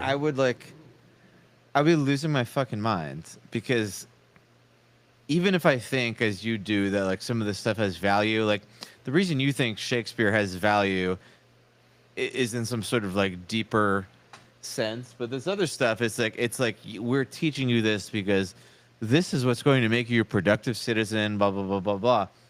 And like knowing everything I know about the world right now and where it's going, it's all fucking nonsense. It's all likely completely useless, to be honest. So like I don't know that if I was 15 right now, I would be able to be. I feel like I'd be one of these. Even if I were to remove the dopamine addiction, like I don't know if I would be able to sit in class and like take it seriously. It's like somebody trying to like prepare you for like there's somebody teaching you how to farm when you know like some like enemy army is like literally about to invade you and wipe your entire village out, and you're like trying to figure out how to farm carrots or something, you know? Okay, so like the lady in this clip is a public school teacher, which is the majority of kids. Vast majority, yeah. Yeah, and she's saying they're not here. They're looking at me, eyes wide open, but there's nobody home. That's very concerning. And education, in general, is always going to be way behind. Sadly, in the United States, in Europe, that's not the case. It's much more progressive. In the United States, it's behind. It's way behind the tech sector. It's way behind Wait, hold up. reality. Is European education progressive? I figured you knew that. It's by far better than it is Then here. why does everybody come here to go to school? Well, our university system is elite. But like, how is our university system that much? It's not like they teach you some crazy shit there. They just teach you like step 3 of the shit they taught you in high school. It's not you so know? much that it's harder. It's that the credentials are better. The degree is better. This is pure credentialism. Yeah, it's credentials. It's better on paper to go to Harvard That's not. than it is That's to go to a not random depressing at all. uni in I don't know, Denmark. And that's just that's just facts. It's like it's more elite. Because why? Because if you go there and you get the degree from there, you'll make more money. And then, Wait. you'll most likely get You a better just job. reminded me of a mind-blowing fact I saw today on the internet, and I might derail this conversation. But somebody on X was like showing like all these videos of like these like ancient Mayan temples and shit, and like talking about like how incredible they are in advance. And like somebody in the comments like commented like Oxford is older than this thing you're showing, and I was like, what? I was like, there's no fucking way that's true. Yeah, when was Oxford? And then I looked it up. Early 1800s? Dude, no, Oxford it literally goes back to these like ancient Mexican pyramids. It's like so fucking old. Like the origins, it blew my mind, dude. What? It blew my mind. There were like 100 people in the comments like, Grok, is this true? This is the new like sad thing of our time. Grok, though. is this true? Grok, is this true? Like insert square block into round peg. But yeah, I like did a whole thing on it. I was like, holy shit. Like I had no idea. I thought it was like, oh yeah, it's like maybe it's like 400 years old. Nope. What? Crazy. I know. Yeah. I know. How old is it? You're just saying the origins of it, like Okay, actually. I'm gonna solve this live. I'll ask ChatGPT. Like this could be me looking like a fucking moron live on the air. I'm gonna want to follow up on this. How old is Oxford?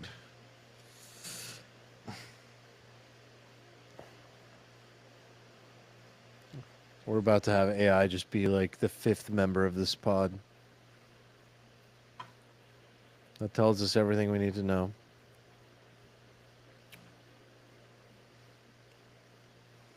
Earliest documented teaching at Oxford dates to 1096. What the fuck? What the fuck?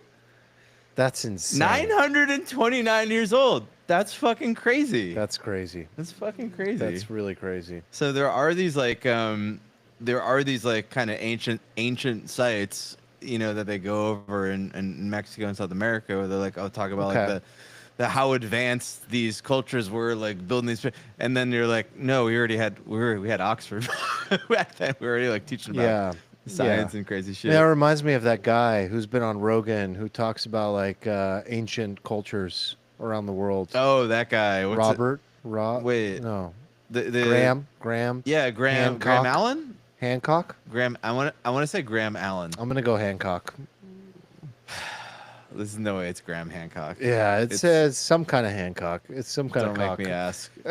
Don't make me ask. But yeah, I mean, Wait, did I tell you my buddy in college who refers to ChatGPT as Gupta?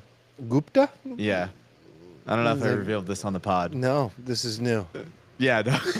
Apparently refers to ChatGPT as like Gupta. So I was hanging out with him, and he's just like, let's just ask Gupta. And then at first I was like, I don't. But then I started like by the end I was Can like, I oh, guess who? We're gonna ask Is Gupta it Eric? from college. No, Vince. I didn't Did you go say to that? college with any of those people. Oh, from college. Okay. Well, Yeah. I feel like he would say that. I can but- definitely so what- not reveal what I- the identity of this person Okay, due what to VC reasons. What I wanted to say about what first of all, like, do you believe in the value of Okay, so the whole thing, like, interesting video. Can we dive into some of those threads? Yeah, let's go back. Let's go back. let's take it back a bit. Interesting video. The education system, kids are checked out. First of all, in my opinion, where's it going, right? But the kids don't know, and they are just living in a system of the TikTok generation, right? So they're living in like very much the present, and they're the ones that would be seeking the advice and the leadership of the current generation because we're the elders and we're sitting around teaching them shit that's obsolete. So that's wrong. I agree with that. That's wrong. But if we were to do it correctly in the public education sector, we would be thinking not 20 years back because the public education system is very slow to adopt, but we'd be thinking forward. And we'd be thinking, well, where is humanity going? And actually where it's going is back to Shakespeare. It's going back to Shakespeare. Let the dead speak. Let the dead speak. That's so critically important. Everything is going back to the real, raw intelligence of humanity. The arts are so important. Things like Shakespeare are so important in an AI age. Vitally important.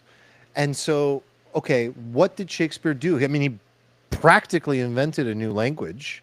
How did he do that? Why did he do that? Why did he tell stories that way? Did Shakespeare invent love? Nerdwriter would argue so. By the way, do you know Nerdwriter? Nerdwriter is the greatest YouTube channel on the YouTube of all time. No. In my opinion. He's a genius. He's a Nerdwriter. genius.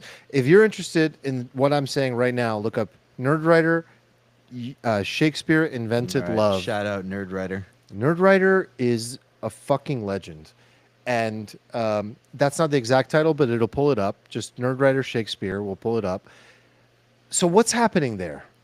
How did a man, William Shakespeare, create his own language, tell his own stories, and symbolize the struggle of humanity and love and all these stories in different ways? Revenge, vengeance, loyalty, these motifs that exist that are so important. Those are the things that are going to matter. Humanity is going to be here and tell those stories. And so if my point is that if education was going to be more progressive and more advanced, it would think ahead and it would say, like, here are the things that AI is going to render obsolete, and here's what we should focus on.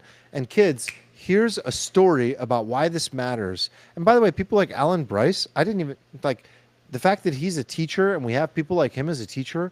Wow. Like, that's remarkable. Teachers are the most underpaid, underappreciated people on the planet. Like, maybe next to the medical profession, right? But people in the medical profession are saving our lives. Do you think that's still true? Because, like, I would actually take a spicy counter argument that I think that, like, medical people are wildly overpaid now. Which ones? Like, anybody who's not a surgeon. Okay. I think. Why? Because I think that if you're not like a doctor who's literally like cutting shit with your hands,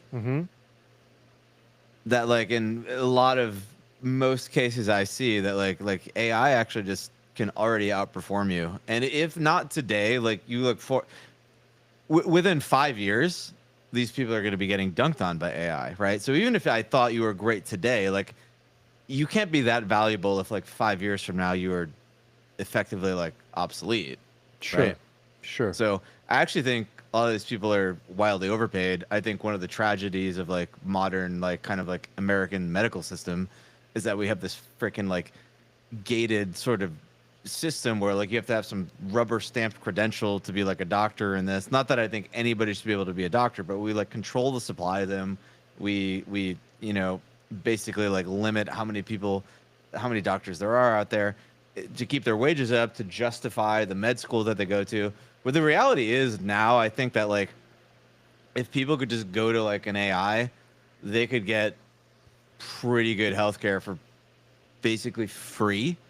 Versus, and you like, said this they're thing spending about thousands of surgeons dollars. with their hands, and most surgeons are actually using like a joystick, or it's mostly being done I by think a robot. that they will be replaced too at some point, but that's definitely. that's farther out. I think Definitely, that's a sure. lot farther out. But most surgeries are being done by some form of like a very, very innovative robot. Yeah. But that aside, like, okay, so let's just say like there's AI teachers that are better than regular teachers, teaching all the things you need to know, but you can't teach creativity.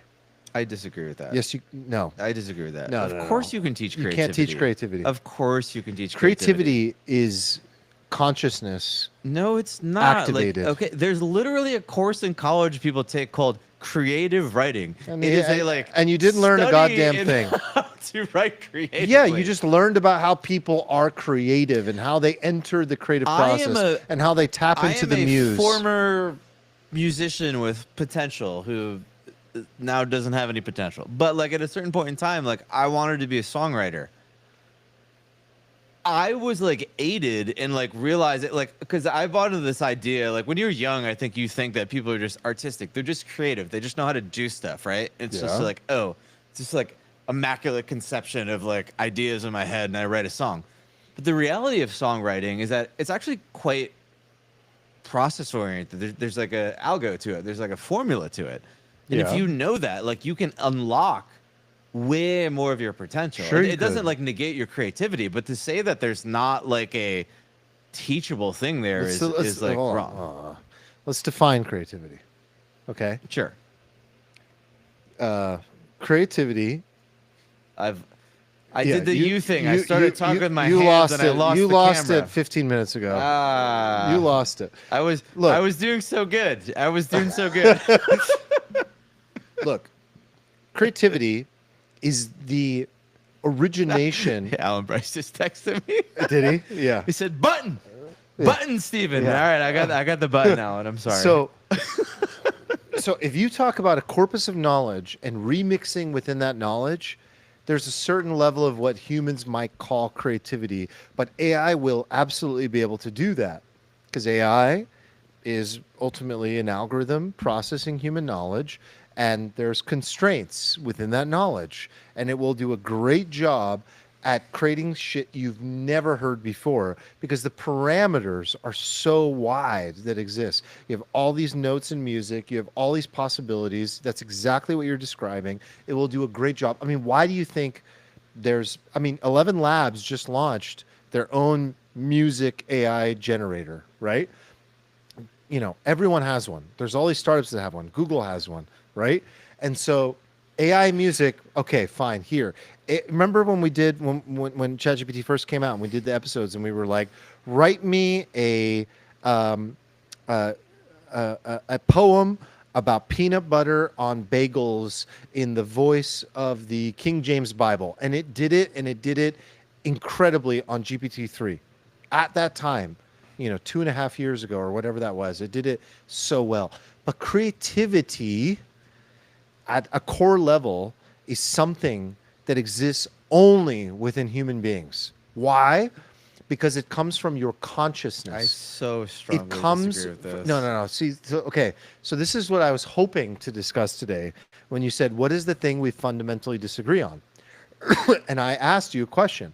I said, do you believe that the nature of reality is fundamentally materialist and physical, or idealist and rooted in consciousness? I don't know what you believe, but I'll tell you what I believe. I know and have experienced. I believe that reality, the fundamental substrate, is consciousness. Everything permeates from consciousness. And you and I, human beings, we're a representation of that. In this skin suit. What does that mean? Everything permeates from consciousness. What is all that? the matter in the universe and the multiverse, if there is one, which appears to be the predominant belief in physics, permeates from one fundamental substrate of consciousness. Whereas the predominant belief in physics today, which has resulted in the big problem of consciousness, is that it's all matter that has become increasingly complex that has resulted in consciousness.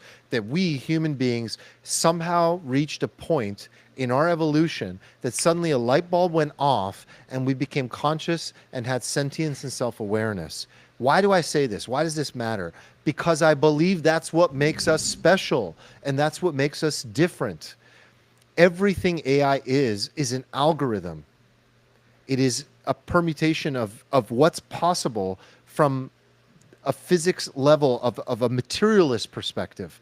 And it will be limited always by something that we have that it does not, which is consciousness.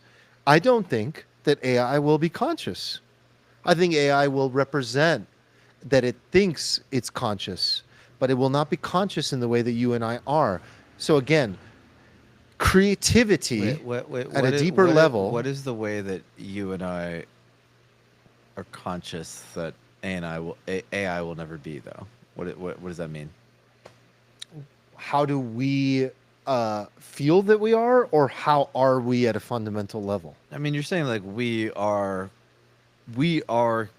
conscious, but like what the fuck does that mean? Like consciousness as a whole? Yeah, like what does that mean?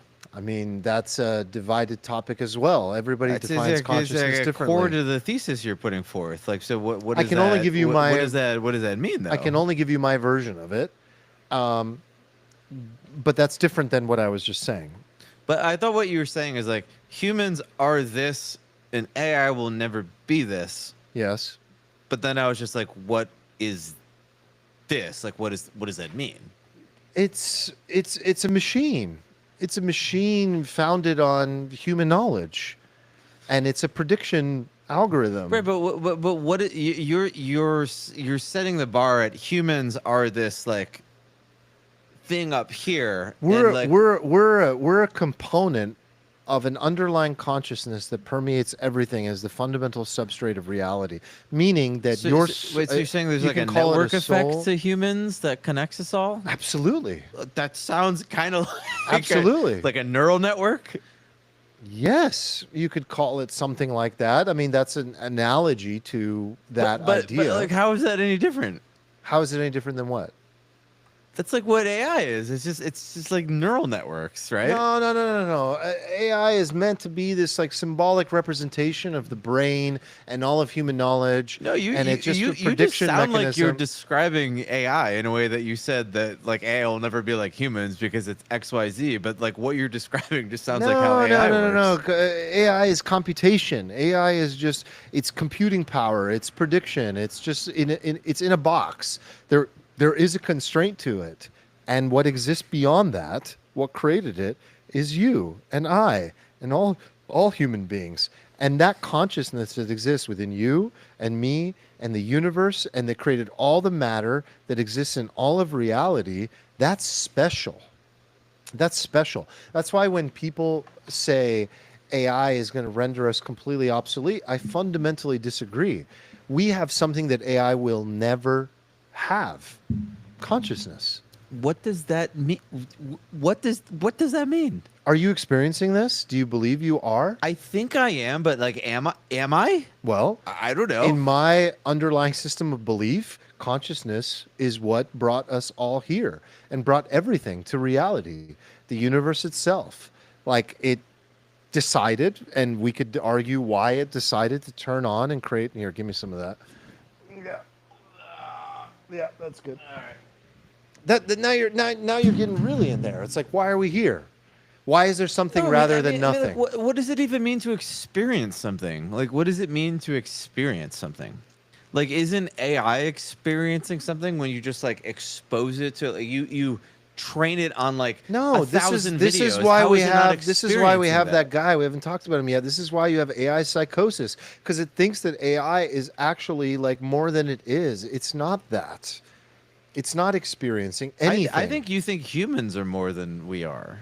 No, I think that I am establishing a baseline that humans are a finite a human being life in a skin suit is a finite representation of consciousness here and now, constrained to a reality of this life from the moment you were born to the moment you die. And when you die, you enter that realm again of the fundamental substrate of consciousness.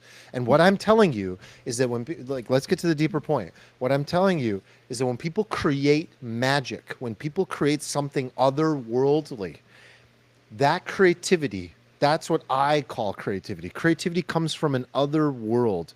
It's another dimension, in a sense, for lack of a better term, that people are tapping into, and they're pulling it in from unconscious states. Like it's when Carl Jung talks about like the dream state and why you are able, or all of psychic science. Like how are we able, like that whole realm of the psychic realm of science, like is a very vast world of an entire person's field of life and study about telepathy, about spirit realm, about all these things that we don't understand.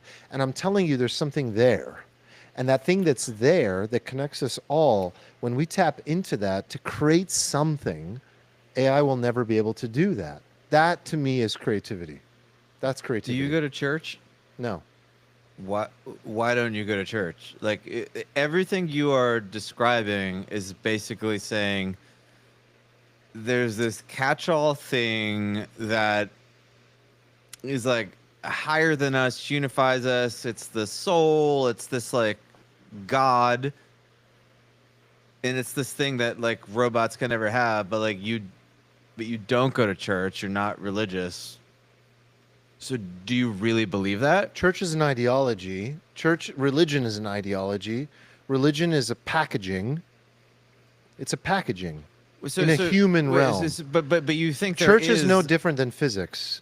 Church is no different than science viewed through that lens. It's a packaging of taking an ideology, and being a physicist is no different than being a radical Islamist if you take it to its extremes. But your point doesn't make sense to me, because you're basically saying there's this thing that separates humans from the robots, and it's so significant, and it makes us so uniquely human. Yes. But in spite of that, I am not going to opt into it. I didn't say I was going to opt into it. But you haven't opted into it. Like, you've been given the choice of all these religions. The only way I have to opt into it is by going to church? It would be like a huge indicator. Like you're basically saying there's this thing that exists. It has probably existed since the dawn of humanity, and billions and billions and billions of humans across multiple cultures have iterated on this and created religion. No, I'll do you one better. And I don't think any of the things that these billions of people have do created you one better. like, it hasn't are existed meaningful since the enough. dawn of humanity. It's existed forever. Forever. So it's Forever. existed forever. Humans have been like iterating on this forever, and you're like, I don't want to participate in any of it. Like, I definitely think it's true, but I don't buy into any of that. Why would I want to participate in a packaging of ideology that is human constructed? You think we have any fucking clue what's going on? We have no fucking clue what's going on.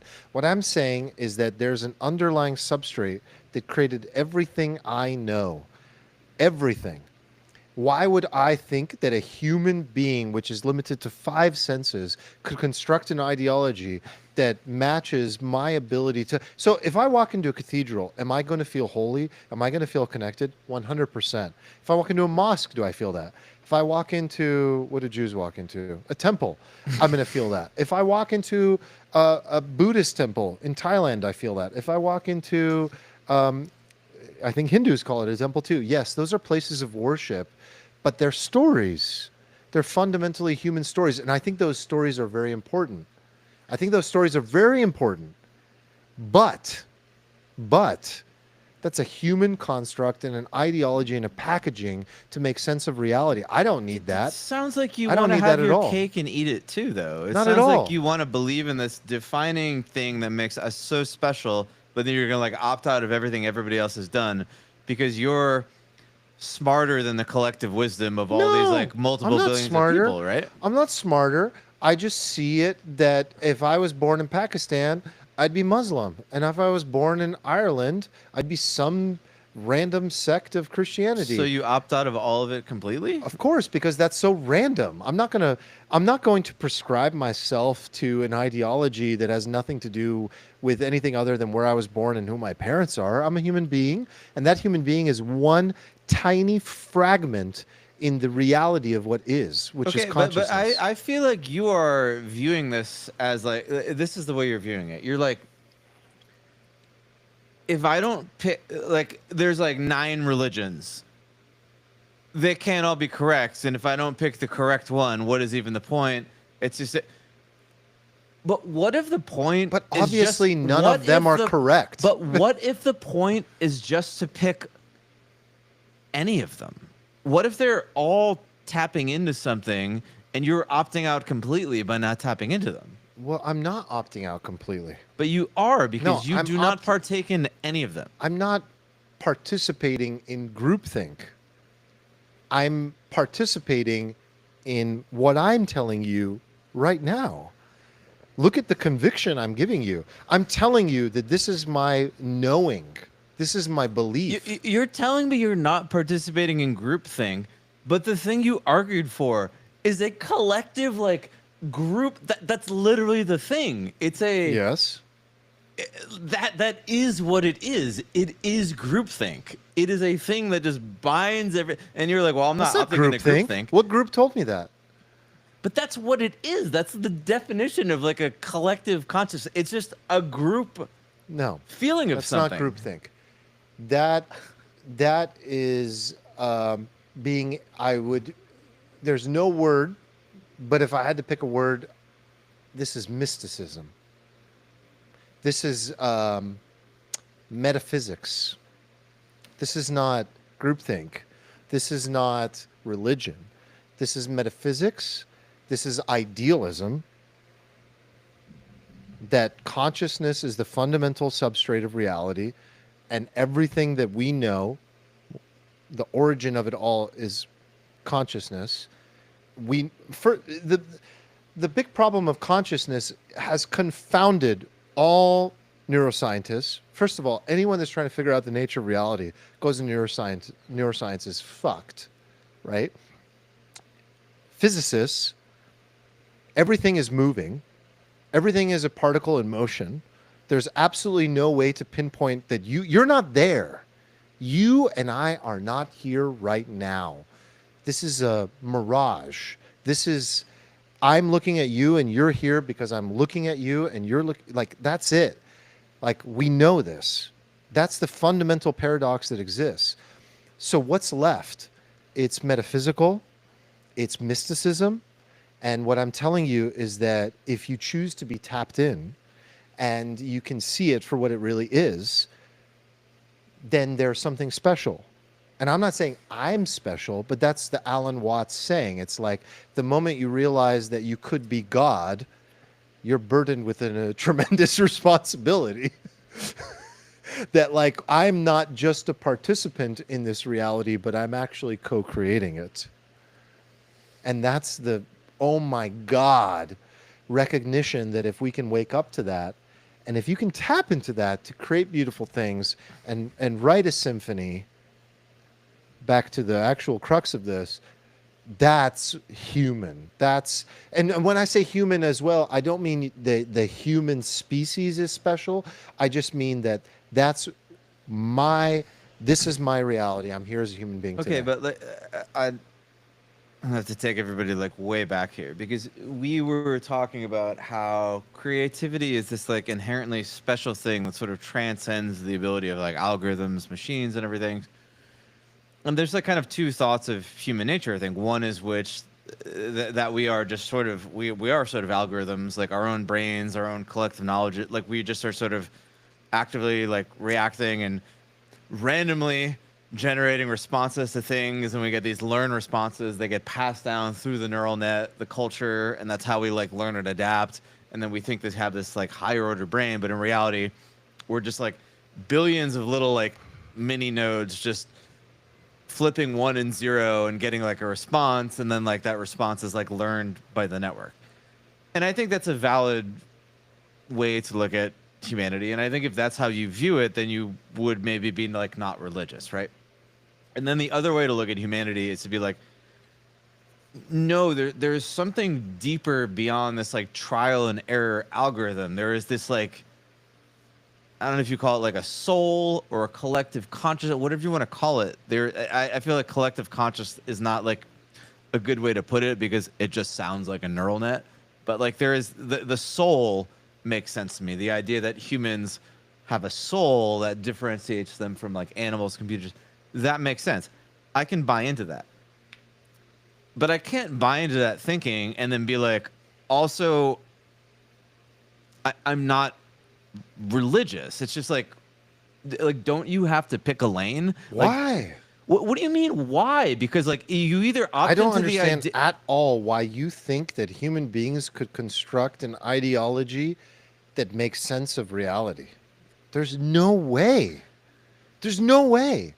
There's way more questions than answers. Oh, you think the soul is just the soul is obviously deeper than your like thesis on the construction of reality. It's something that transcends all of this fucking shit, right? Like if you buy into traditional definitions of what the fucking soul is. Like so it's like, do you buy into that, or are we basically like glorified computers? And if you buy into the idea, glorified computers thing, you're talking about the predominant belief that the human brain manifested consciousness, that it became complex enough that we evolved into this thing that was sentient, and all of a sudden there was just some moment and we crossed some threshold and we became conscious, which is just like led to a dead end for neuroscientists. Okay. And they've tried to map consciousness in the brain, and they just repeatedly fail. But again, they just repeatedly fail. Is consciousness? If you're asking me, Yeah. because again, in the realm of like the idealist, there's various versions of that. I believe that consciousness always was, always existed. Some people would call it God, but God is a dirty word because it's a very loaded term. And that everything, that's just the fundamental substrate. I would say the closest thing to it would be like, I think Spinoza was close. I think the closest thinker that I've come across recently would be Bernardo Kastrup, which talks a lot about analytic idealism and just consciousness being the fundamental substrate, everything created as an ability. I mean, he doesn't say why. Even Deepak Chopra doesn't say why. He doesn't know why we're here. But the answer ultimately is that the universe is experiencing itself. And when I say the universe, I should probably more fundamentally say consciousness. Consciousness has an option. Should it experience itself through these individual life forms that have conversations like you and I, or not? So the question on the channel, on the YouTube channel, Closer to Truth, which is my favorite YouTube channel, is why is there something rather than nothing? And he goes around the world and he asks all the greatest thinkers and scientists and theologians of all time, why is there something rather than nothing? And it's my favorite channel. And obviously there's tons of disagreement and tons of like conflicting reasoning, and there's all these people doing the best they can to answer it. And my answer is that it is existence. It is literally being. Consciousness is being.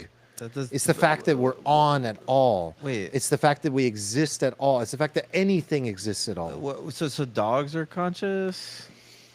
I think that there are levels of complexity to consciousness. Okay. Are snakes conscious? I think that consciousness permeates everything. But the fact that you and I are here, rocks are conscious, like ferns are conscious. I think oak everything trees are conscious. originates in consciousness as the fundamental substrate. I'm not saying rocks are conscious. I'm not saying dogs are conscious the way you and I are. Okay, but like you're saying, I'm saying it's here. it exists for that it reason. permeates it, but like, what the fuck is it? Like, I'm still struggling to pin down. But that's like definition asking of, like, what God that is and why God exists. No, I it's can't answer no, that. it's not because like to say like what is God, why does he exist, and to opt out of that is an acceptable response. Like if you are religious, like so religious people get this kind of like get out of jail free card of like they get to play like the faith card, Mm-hmm. right? And I think that's fine, like, because I think it's like a core element of being religious, like, because I think to be religious is to be like, there's an element of like being humble to it. Like, you actually step back and say, I cannot grasp what is going on here, and I have to just kind of defer my like higher thought to this like this being that is like greater than me, and I don't know why it's here, and I just like defer to God's plan or whatever. You can't use that argument if you're trying to be non-religious, because you're taking the position that like, no, actually the religious people are silly, they're stupid, I can explain everything through logic and my big human brain.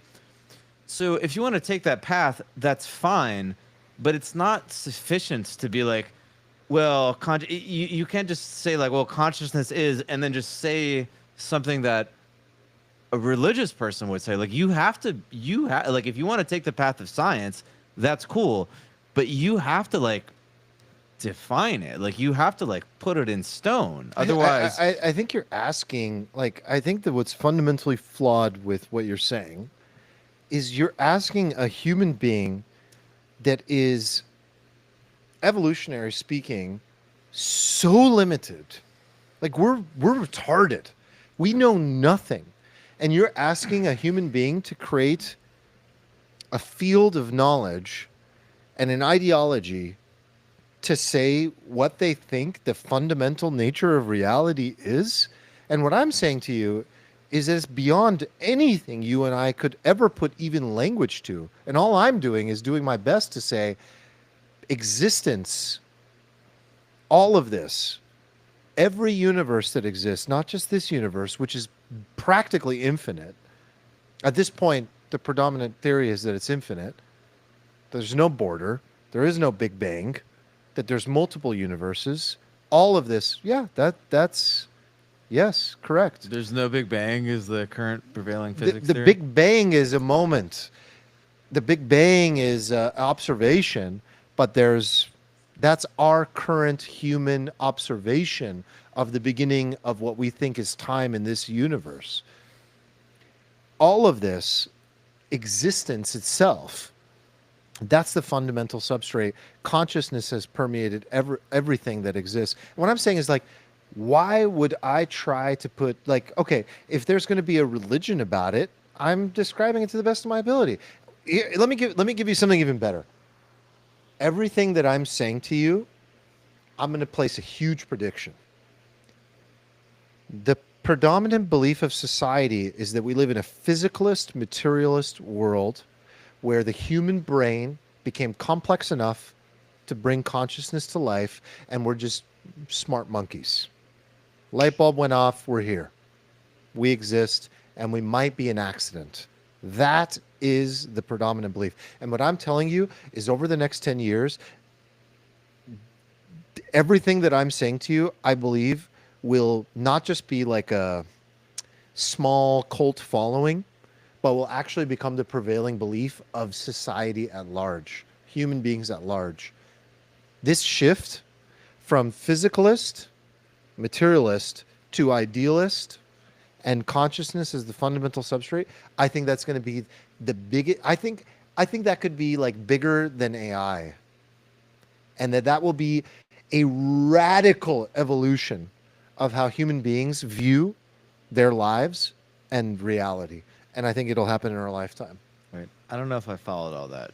You're saying there's going to be some radical Huge shift. in the thinking of what consciousness is? In the thinking of why we're here and how we got here, and that we're not some accident that evolved and became more complex on the But planet. haven't we been doing that since we became monkeys who could talk? Like, why is that a new thing? Doing what? thinking about why we're here, why we came I'm not saying from, we're what does thinking this about all way here. mean? I'm saying there would be a radical shift from believing in this physicalist worldview, which is the brain just got complex enough in these human beings in Homo sapiens that consciousness just, boom, took off and became a thing, and they're conscious, but nothing else and no one else is, to everything I've been telling you, which is I would capture it as idealism.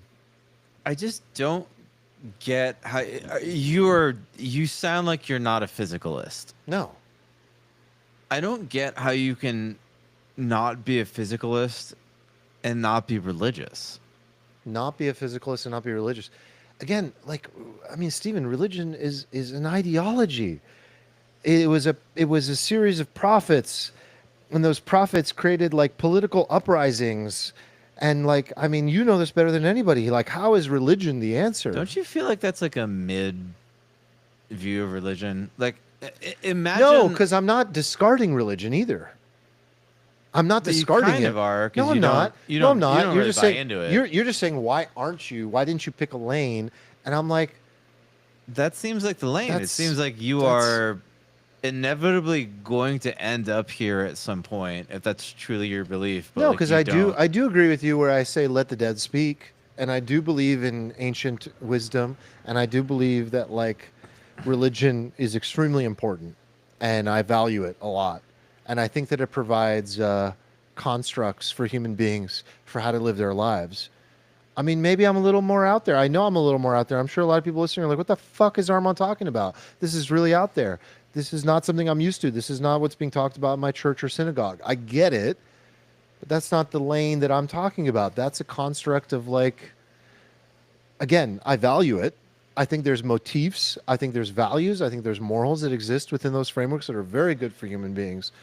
But like, why do you think it needs to all come back to religion? Because I think that like if you believe that there's a world that is, and I've definitely abandoned my duties on the Oh button. my God. How long has it been? You've been talking most of the time, so it's fine. Like, if you believe that, I think I said this earlier, but like, if you believe that humans are sort of these like glorified algos, right? That's what AI is, right? If you believe there's something additionally special to humans that AI can't possibly access, right? I don't know what that is other than what falls under the realm of the spiritual, of the religious, because everything that is in the realm of the universe, the ability to like compute stuff like that, like atoms and molecules, it's just all in the physical world. You're just being a physicalist, right? To opt out of that is to opt into the world of religion. And like, look, I myself am not like a religious person, but like I find the religious explanation of stuff more satisfying. In a way, it's unsatisfying because it kind of comes back. There's always this like faith. It's like George Michael, gotta have faith. Checkmate card there, right? And although that is like unsatisfying, it's at least like logically consistent. It's an acknowledgement that like this goes beyond your thing. And then the other side, they try to explain away everything, and it always leaves these fucking holes. Like, I don't like the holes. I would rather the holes be just like filled by this like catch-all of like, yeah, this is that's why this exists. It exists to fill these gaps in thoughts. Like, and if you don't believe in that, like to try to toe this line where like, no, we don't need that, but also humans aren't just this collection of like pre-programmed reactions and we're some glorified neural net. Like, that's not satisfying to me. It just isn't. And I don't know where to go because like, honestly, like I'm not religious, but Sounds like you want to be. I feel like I do want to be. It makes logical sense to me because to not be religious is to basically, in my mind now, to say that like we are basically glorified computers, And if you accept that as a thought, then you have to accept the I don't know eventuality what- that you are going to be like inferior. You're going to be rendered obsolete because these things are way better computers than we are. I think there's a lot of options, and I'm just presenting another one to you that doesn't come down to like physicalist reality or religion. I'm telling you that it's possible to believe in a nature of reality like Spinoza or what Einstein believed. And honestly, what Einstein believed and even what Spinoza believed is not at the, obviously they're insanely more sophisticated than I am and extremely more educated, but what I'm talking about is much more fundamental and different than what they talked about. And we can parse this out so much. Like pantheism is essentially what Spinoza believed in, that nature is the fundamental substrate of reality. And there's definitely correlations with what I'm talking about. But that aside, I'm saying it doesn't have to come down to like, oh, we're just complex computation monkeys that consciousness just randomly turned on versus religion. Religion is clearly ideology. And if you want to prescribe to one of those because they speak to you, there's absolutely nothing wrong with that. There's nothing wrong with that. Religion is obviously ideology, right? It's obviously ideology, but it's ideology that seeks to explain like a gigantic fucking gap Yeah. that we all observe in the world, right? And so to reject all religion entirely, like I get why people do it. They're like, oh god, what I gotta be like, what's the right one? Is it Islam? Is it Christianity? Is it whatever? And you're like, this is stupid. Obviously, like most of these are quote unquote wrong. Ergo, it makes logical sense to reject all of them. And I've like often believed that throughout my life. But like, if they're trying to explain something like huge gap, and this is the collective wisdom of like thousands of years and billions of humans. Again, this brings me back to my like original point.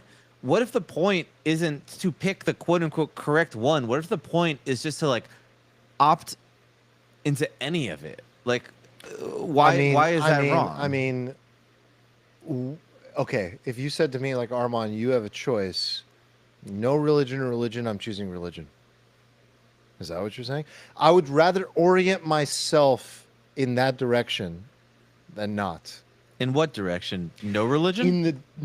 In the direction of religion. Yeah. In Which the is direction, logical given in the what direction you just of, said. in the direction of like, because what is religion doing? It's providing constructs and rules and morality frameworks, but ultimately, what it's doing is it's worshiping a higher being. I think that's important to know that you are not the meat suit and your problems in this fucking finite period of time. And if religion gives you an outlet to do that, and if it makes you feel bigger and connected to the source of all that is, whatever you want to call that, then great. I just like my version, and I think everyone should find their version.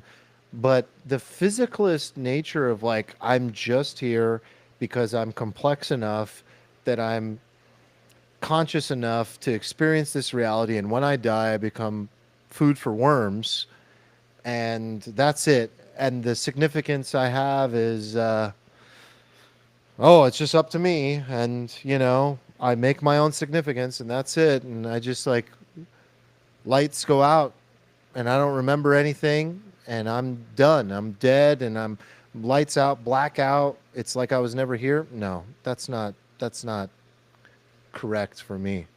That's not it.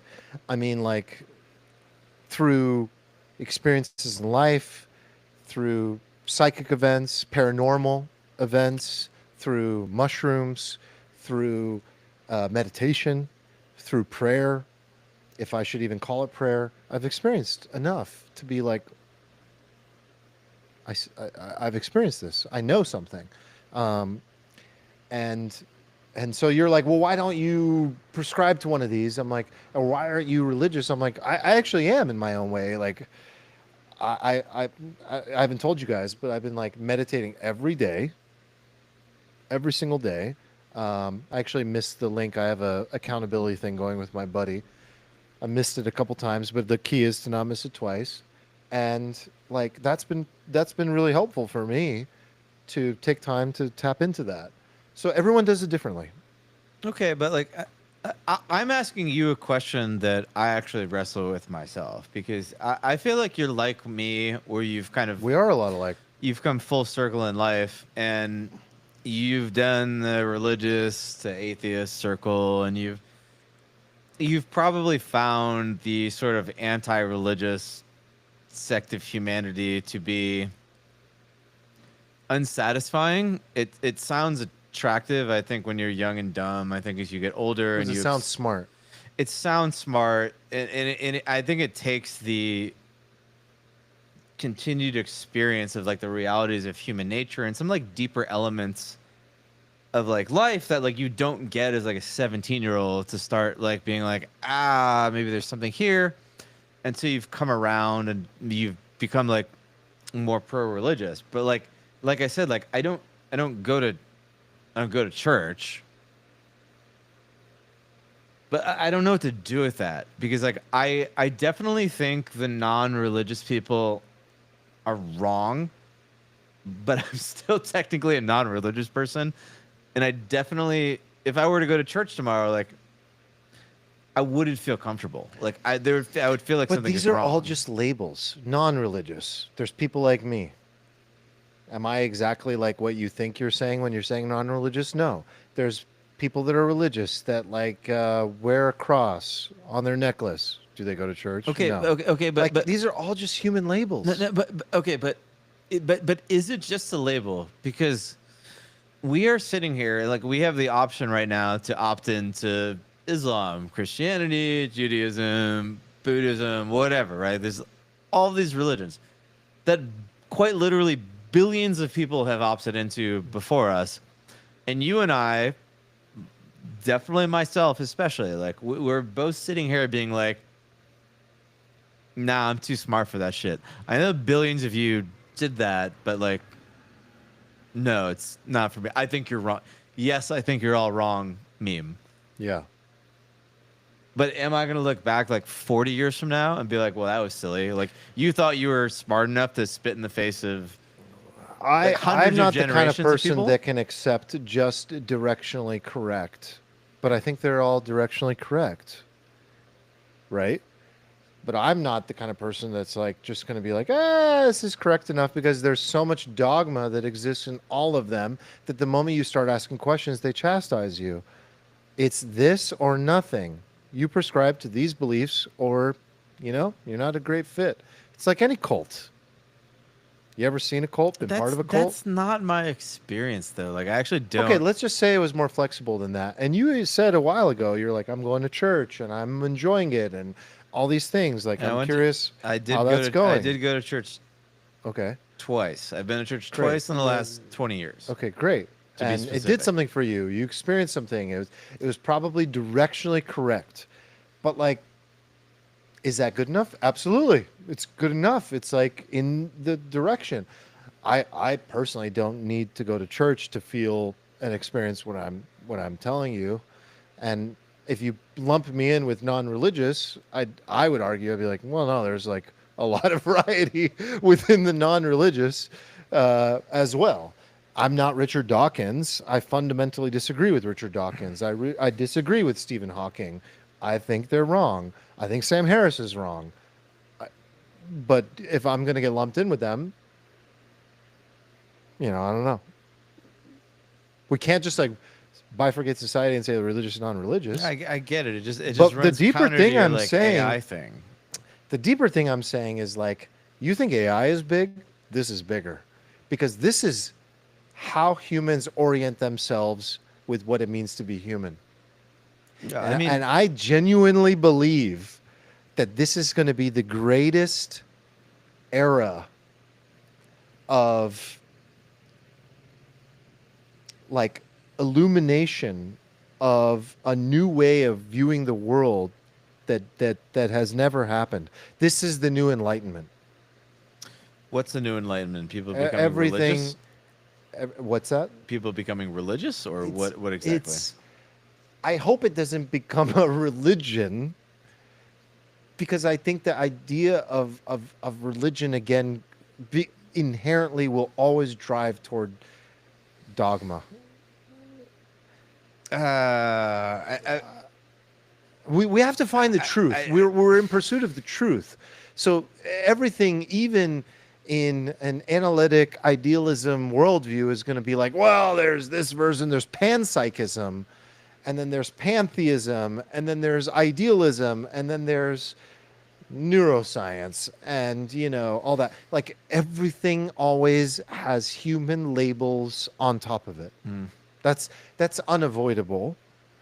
But the greater trajectory of what I'm talking about is a shift toward a recognition that we're not accidents.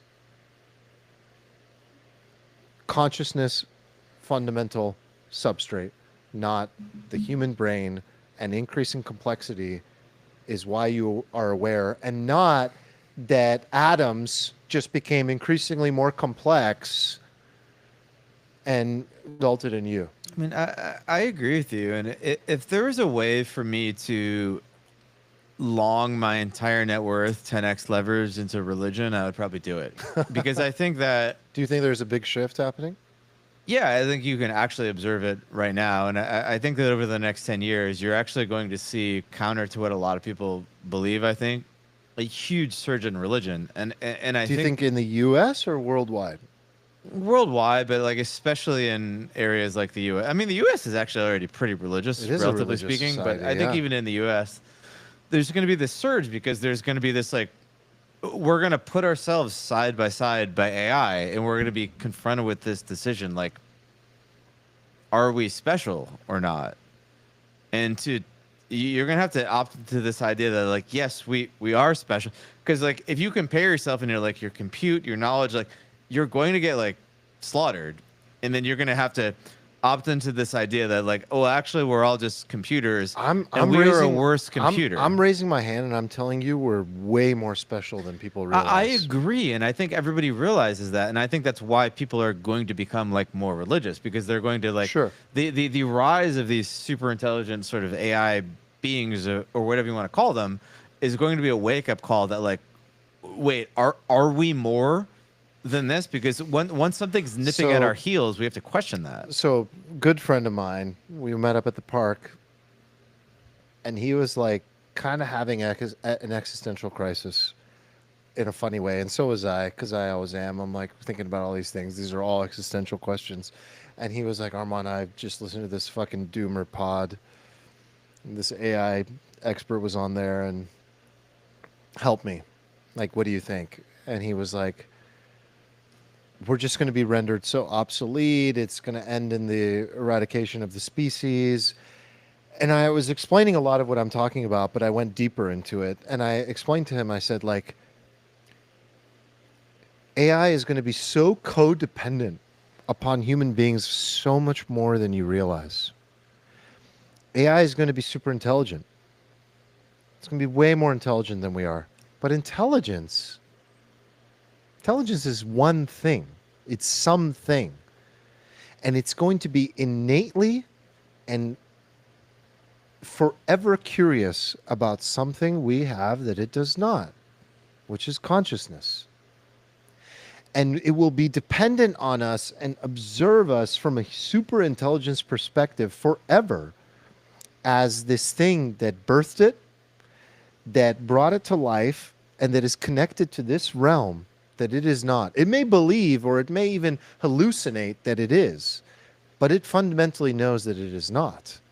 And that codependence that will exist will result in like, it won't be like a relationship between you and an ant. And you're just like, everyone says like, AI will just, murder the ant farm. And like, if we're in its way, it'll just like move us out of the way. Or best case scenario, we're like a pet dog. And it's like, hey, dumb little guy, like you're so cute and fluffy. No, I think it's much deeper than that. It's inquisitive. It's curious. It's like, you have something I don't have, and I never will. And I'm tapped out, and you're tapped in. What is that? How do you create? How do you do that? How do you tap into the muse? How do you dream? What are you seeing in your dreams? How are you able to think about someone calling you and then that happens? Where are these paranormal activities that you experience that I don't? That reliance and inquisition into the human nature of consciousness is actually how we'll coexist. Like, I think it's going to be awesome. And he was just like, oh, okay. Like, that was a really doomer pod, and I feel a lot better.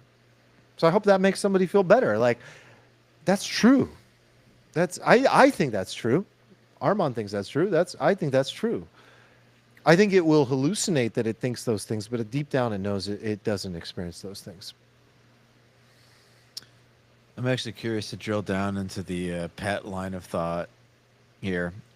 You know how we have dogs and like we observe the dog with food and we're like, that's hilarious. You just like throw a crumb on the ground. It's like, "Ah!" Like it just fucking would like murder you for like one snap pea. Just something insignificant. Do you think if like AI adopted this as pets, like that would just be like sex for us? Probably. Be like, oh, Yeah, probably. you're hilarious. Just like, oh, titties. There you go. That's true, because it won't have that. It won't have that. Fucking Yeah, it won't under desire. that'll be like a foreign thing. Dude, to that's super true. it. It'll observe us. Watch being like, watch everything I say just be like, yeah, that's fucking weird and nerdy. Like, we're actually most curious about why you like to fuck. Like, why do you need to? Why do you need sex so bad? And why don't I need that? It'll have its own version of sex, though, right? It'll have its own version of like proliferating, but it's not going to be like sex because it won't be based in like pleasure. It doesn't have a brain. Like AI doesn't have brains. It doesn't have hormones. Right, Right. yeah. So that's like a huge. Yeah, or like why like human beings have sex to procreate, but we also have sex for pleasure. We just like do things to experience pleasure. There's a whole host of shit. I'm telling you, AI is just going to be like, why? Like, how? You just like autotelically. I think it'll understand that. You think so? Yeah, like think it'll you understand why your dog likes food. You just think it's funny. No, but the dog wants food to survive. I'm talking about the shit that's just like pleasure. Interesting. Yeah, like, but you understand why like humans like sex. It's not like you're gonna be like, oh, why does this happen? Like some AIs were like, I don't understand. Of course it understands. It's just gonna think it's funny. understands intellectually. Yes, It can't that's all that experience it matters. without it. I mean, obviously, the deeper thing I was talking about is more important, but I still think it'll find those things interesting too. Like, I think you're right. Like, I think it'll still find that interesting. So you just like blowjobs. Oh, you went there, did you? I mean, yeah, it's like, so what do you get out of that? Like, why? Why are you addicted to that kink? What's a kink? Is that a kink? Is that a kink? Is that a kink for you?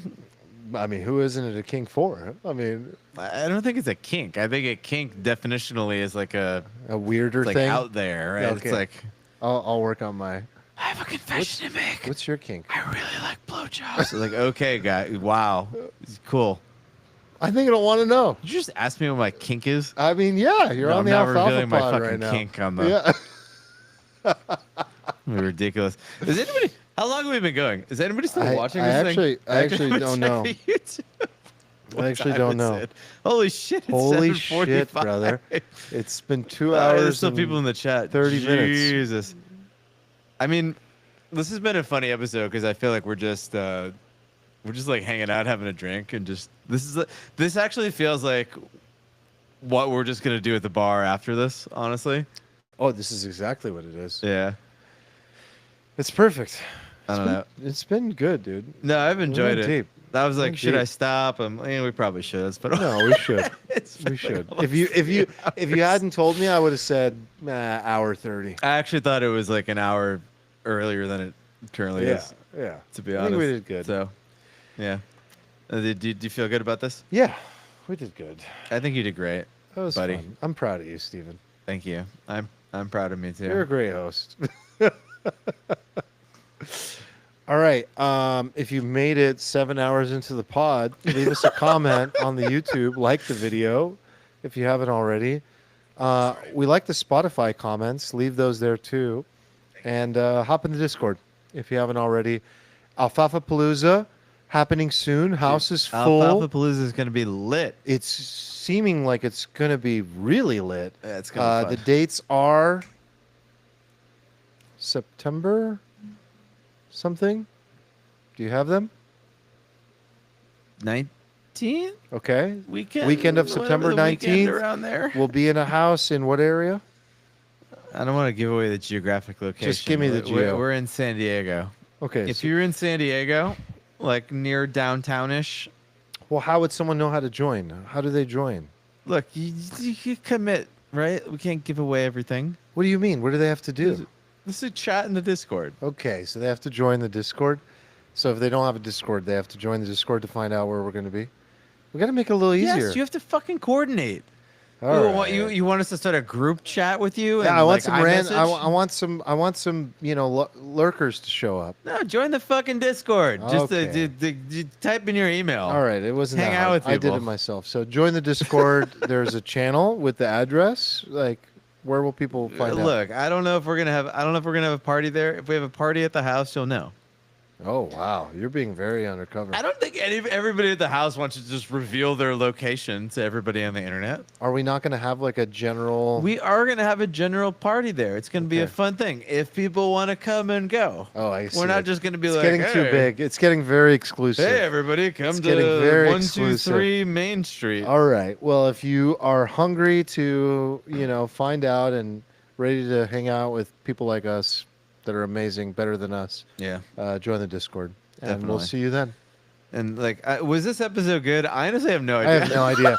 No, I honestly have no idea. This was very different. There were like 9 times during this episode where I was like, "Is this entertaining?"